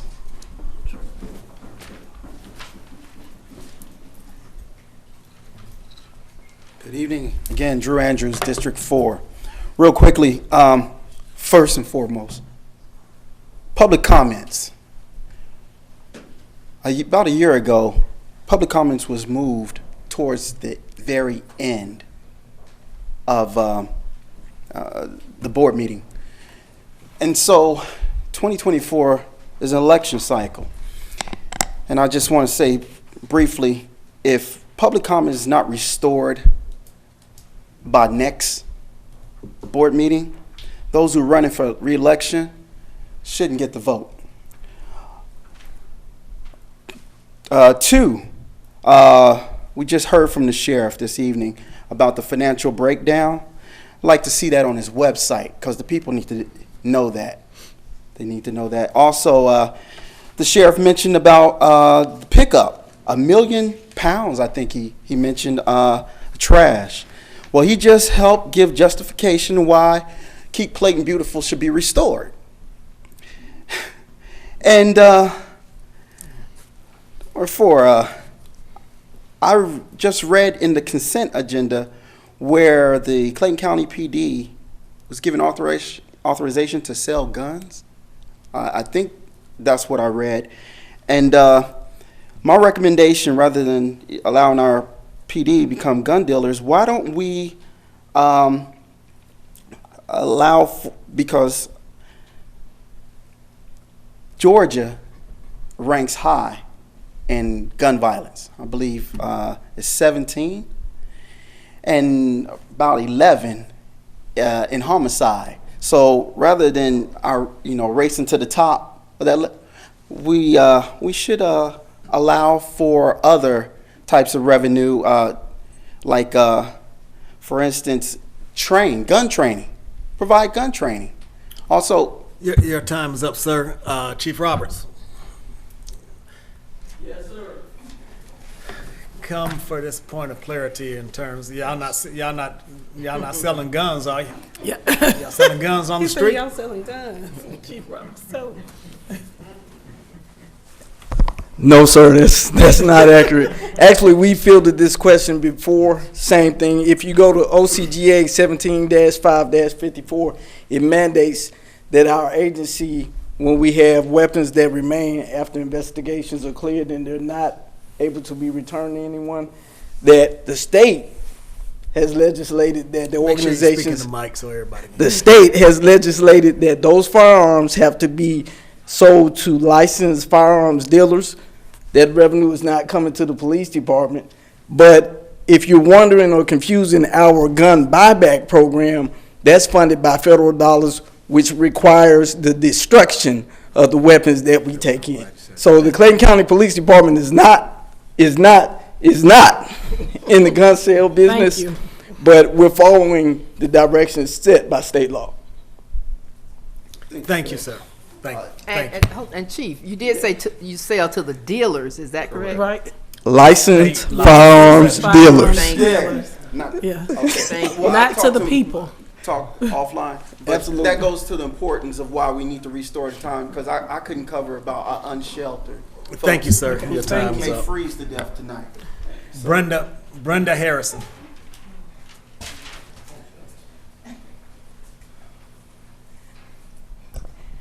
Good evening, everybody. Brenda Harrison, unincorporated Morrow, Georgia. I am here to respectfully ask this board to restore public comment back where it was. I get a lot of questions, well, why did they change it in the beginning? Well, there were some citizens that had concerns that were not complimentary to some of the board members. So instead of putting one child in timeout, they put all the children in the household into timeout. And I think we have, almost 300,000 citizens. And this is because a handful of citizens had concerns that bothered people. All of us should not have been punished. And I'm asking that you guys respectfully put that back where it belongs before the consent agenda and restore the 3 minutes. Now, a lot of people have things to say. It's going on 8 o'clock now. And our citizens have things to do. I have a 1-year-old great grandson that I care for in the evenings. I'm not at home doing that because I had to wait to be able to speak to you guys. And I'm missing Gunsmoke, Matt Dillon. Not Gunsmoke. Now, y'all don't know. You too young. You and Chairman too young to know about Gunsmoke. It comes on several times a day. And I watch it every single time. Make no mistake, Miss Kitty. Okay. So I just want you to know, let our citizens come, and like Mr. Andrews said, let us speak before the agenda is voted on about items on the agenda. Thank you. We just want to be able to be heard. And I challenged whichever one of you brave enough to make a motion. And your time is up. Where's my clock? I don't even see a right in clock. front of you. There it is. It's that thing flashing right there in front of you. But thank you guys so Thank much. you, and Merry Christmas to you. Same to you. All right, Carol Yancey.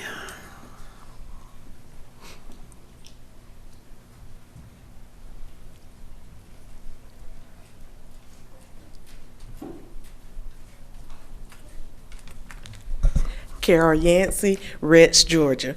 Per ACCG, this board has the fiscal, fiduciary authority, and responsibility vested with final decision as to where I allocate county property and funds to protect the public health, facilities, safety, and welfare of the citizens. For the constitutional officers, this board is not obligated to give them whatever they claim to need, but in reasonable and adequate manner to avoid duplication of effort and expenses. The sheriff has duplicated expenses time and time again, versus the money should be going to address the county's growing, working, homeless population. For the last 5 days, at the request of another resident, I have been helping to find money and temporary housing for a homeless mom with 5 kids living in a car. Through donations, we managed to get the family to a hotel for 2 nights. Out of my personal funds, I purchased 4 days worth of food. I was told she is one of 1,600 plus homeless families in our school system. Question, what is it that you all are doing besides putting us citizens, whether you're homeless or not, to the back, including public comment? Do you all use your personal funds? Or you're using our county tax dollars to fund your community event that you're using for propaganda and campaigning? If the latter, give us our money back so we can help each other, because you all definitely are not doing that. Thank you. Timothy Vondale Jefferson. Mickey Garber.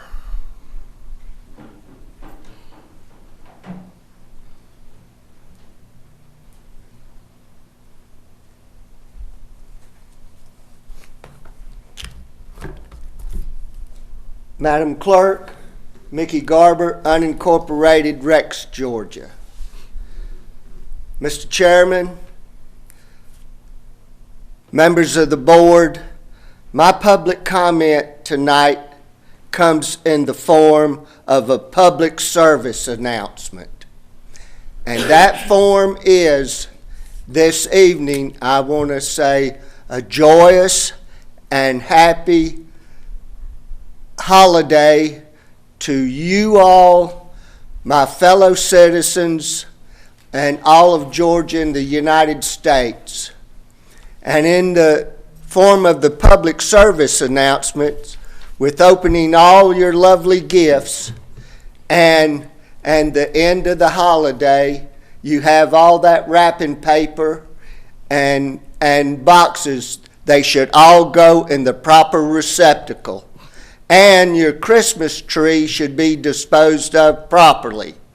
In closing, I would like to say to all of us that we should pray for peace throughout the world. Thank you. Thank you. Clarence Cox. Madam Clerk, that concludes public comment. Is there a need for executive session? Oh, God. Merry Christmas. No, no. Can I say something for you? Can I take Sure. a point? Yes. I just want to say happy holidays to everyone. I just wanted us to just pray for Mr. Hightower. He lost his mother-in-law.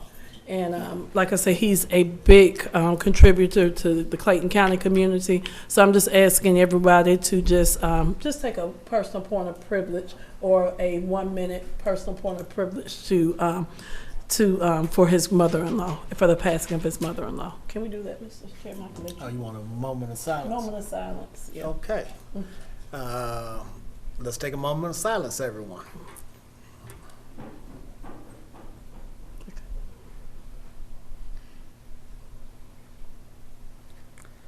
Thank you, and thank you, Commissioner Anderson, for bringing that up. Now, what's the bad news, Mr. Reed?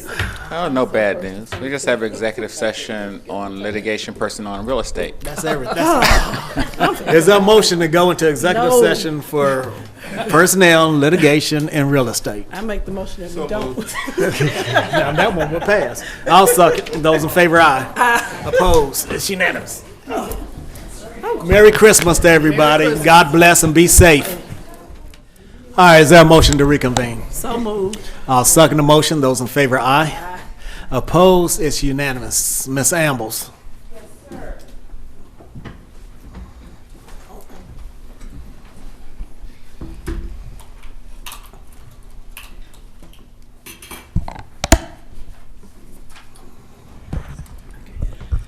Good evening again, Board, and good evening to our Clayton County citizens, and happy holidays to all.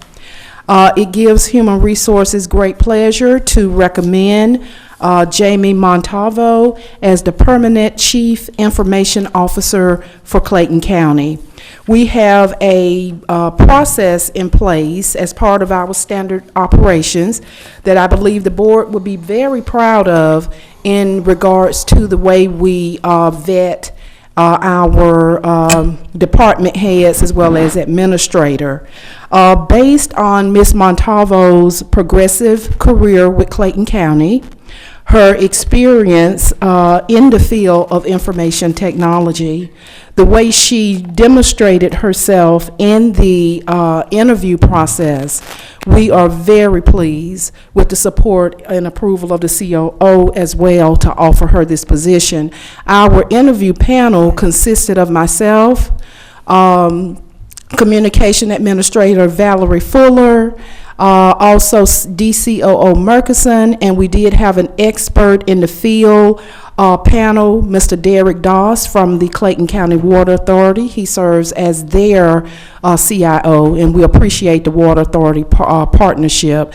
We vetted the candidates, we developed the interview questions, rated the candidates, so we have a really good process here in place when we select our department heads and administrator. So without further ado, we would like to recommend Ms. Jamie Montalvo. Is there a motion to accept the recommendation? So moved. Is there a second? Second. Any questions? Those in favor, aye. Aye. Opposed? It's unanimous. Ms. Thank you, Montalvo, would you like to say anything? You don't have to, but if you'd like to say something. I just want to say thank you, Chairman, Vice Chair, and the commissioners on the board. Thank you very much. You're welcome. Well deserved. All right.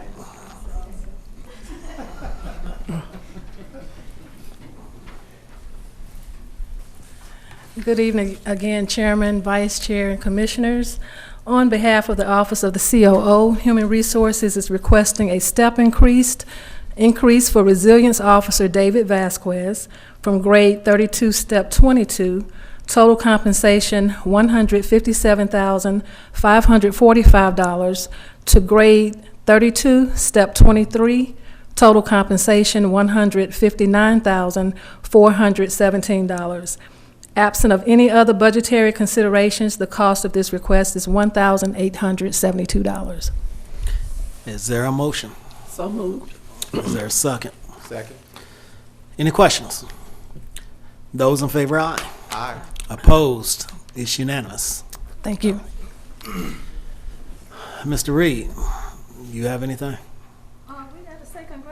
Oh, wait a minute. AMT, come on up here, guys. Come on up here. I'm sorry. I mean, it's just a step increase. I mean, you've already had the job, but we'd love to hear from you, sir. No, I appreciate it, Mr. Chairman, Vice Chair, Commissioners, for the opportunity. I'm just ready to get to work. I've been in the county for 23 years, and it's time to get moving. Absolutely. Outstanding. Thank Appreciate all that you do. Did you call me up here because she just wanted me to say I thank you all for yeah, I do. keeping me for another 2 years. It's been a pleasure working for you all, and I say that in all seriousness. So, thank you and Merry Christmas. We love you, Mr. Reed. What about Mr. Stanford? Mr. Stanford, is there any accolades you'd like to give this board? With that beautiful sweater. Well, since our illustrious Chief Staff Attorney has set the stage, right, I too echo Chief's sentiment with regard to this board. Thank you all for seeing the value in what I bring to the table and giving me at least 2 more years, and we'll continue to do a great job for this board. So thank you again.